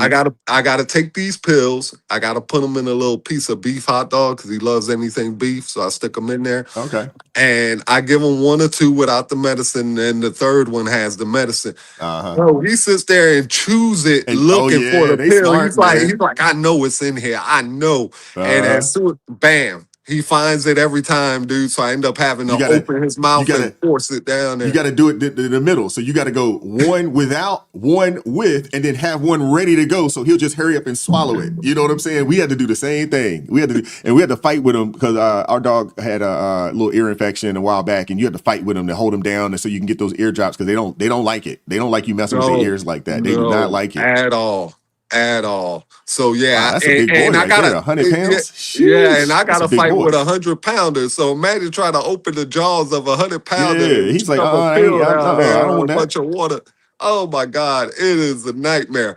But think about that filibuster, man. And I'm gonna think about it. I think you're on the right track. You know, you've convinced me. I think you're on the right track, and I think just seeing the opinions of folks in the in the chat, just from a strength perspective, and just saying, hey, man. You got to fight. You got to. While you have the opportunity and the ability to do so, you kind of got to do it. You don't want to be kicking yourself, down the line saying we should have did something when we had the ability to do so. So I'm there with you on that. I'm there with you. Yeah, I love to see you do a show about that. One of your smaller clips, the 25-minute clips. I would love to see you do something about that. Look into that filibuster, see if they can take it off and, put it back on. I love to see you talk about it, man, because these Democrats, they just fight dirty, and it's time that, I don't want to stoop to somebody's level, but you can't keep letting them undermine you like that, because they do things they don't think about 10 years from now, 15 years from now. They just push forward. We need to go ahead and just push forward. This is our time, and we could capture the younger generation if we actually get some stuff done. Yeah, I guess for me, I'm a little more, what's the word I'm looking for? I guess cautious, in the way we go about doing things. And I don't think we should just flippantly, I don't personally think we should do flippantly anything. And I think we got to weigh the pros, the cons, and we got to weigh the costs, because you got to think there's lives on the line, right? The countries, on the line, when you start talking about, going in this direction, something that hadn't been done in our country. And I think it's a serious topic, and I don't think it's something, a decision that should be made lightly. Absolutely. Absolutely. All right, Brother Wise, go get some rest. You definitely deserve it. I'll see you at I guess we'll call it the production meeting. Yeah, I'll reach out to you guys, man. We'll get something on the books. Hopefully we'll try to get something on the books early next week. Yeah, no problem. Just send me an email and we'll be there. Will do. Thanks, Brother Wise. All right, Rolando, take care, bro. All righty. All right, folks. Appreciate you guys, man. Appreciate you guys.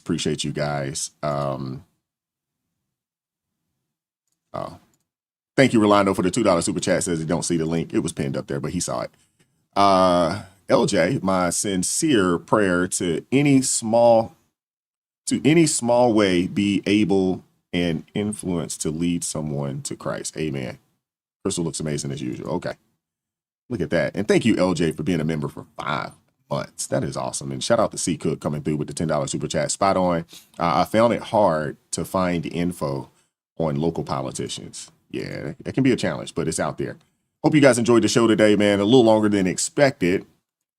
But I really appreciate you guys just hanging out with me.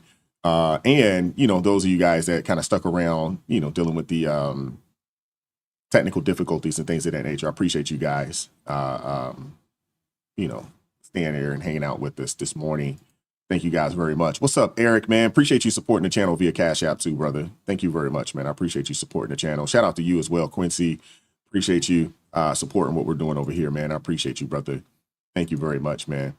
We're going to get up out of here, man. We're going to get up out of here. I'm going to go see what's up with wifey, see what's up with Shakira Aloysius. And Lord willing, we'll be back at this thing tomorrow morning. Y'all come check us out. Panel show. Y'all already know what time it is. I got my guy Chris pulling up from Courageous Media. We got Crystal from Crystal Beyond Labels. We got the sister Celeste from Celeste_Duffy. We got AT pulling up. And who else? Oh, Minister Denzel. We got him pulling up tomorrow morning, Lord willing. Should be a great show. Excellent show. I'm looking forward to it, man. So appreciate you guys. Shout out to all my Blues, all my ARP family members. Thank you guys very much. Thank you guys very much. I really appreciate you guys supporting what we're doing over here. And, thank you to all my Blues as well. And everybody that supported the channel financially this morning, this afternoon. Thank you guys very much as well. I appreciate you guys supporting me and supporting what we're doing over here. B, go get you a nap. Go get you a nap. We're going to get up out of here, man. Keep God first. Stay prayed up. We'll catch up with you all next time. Peace.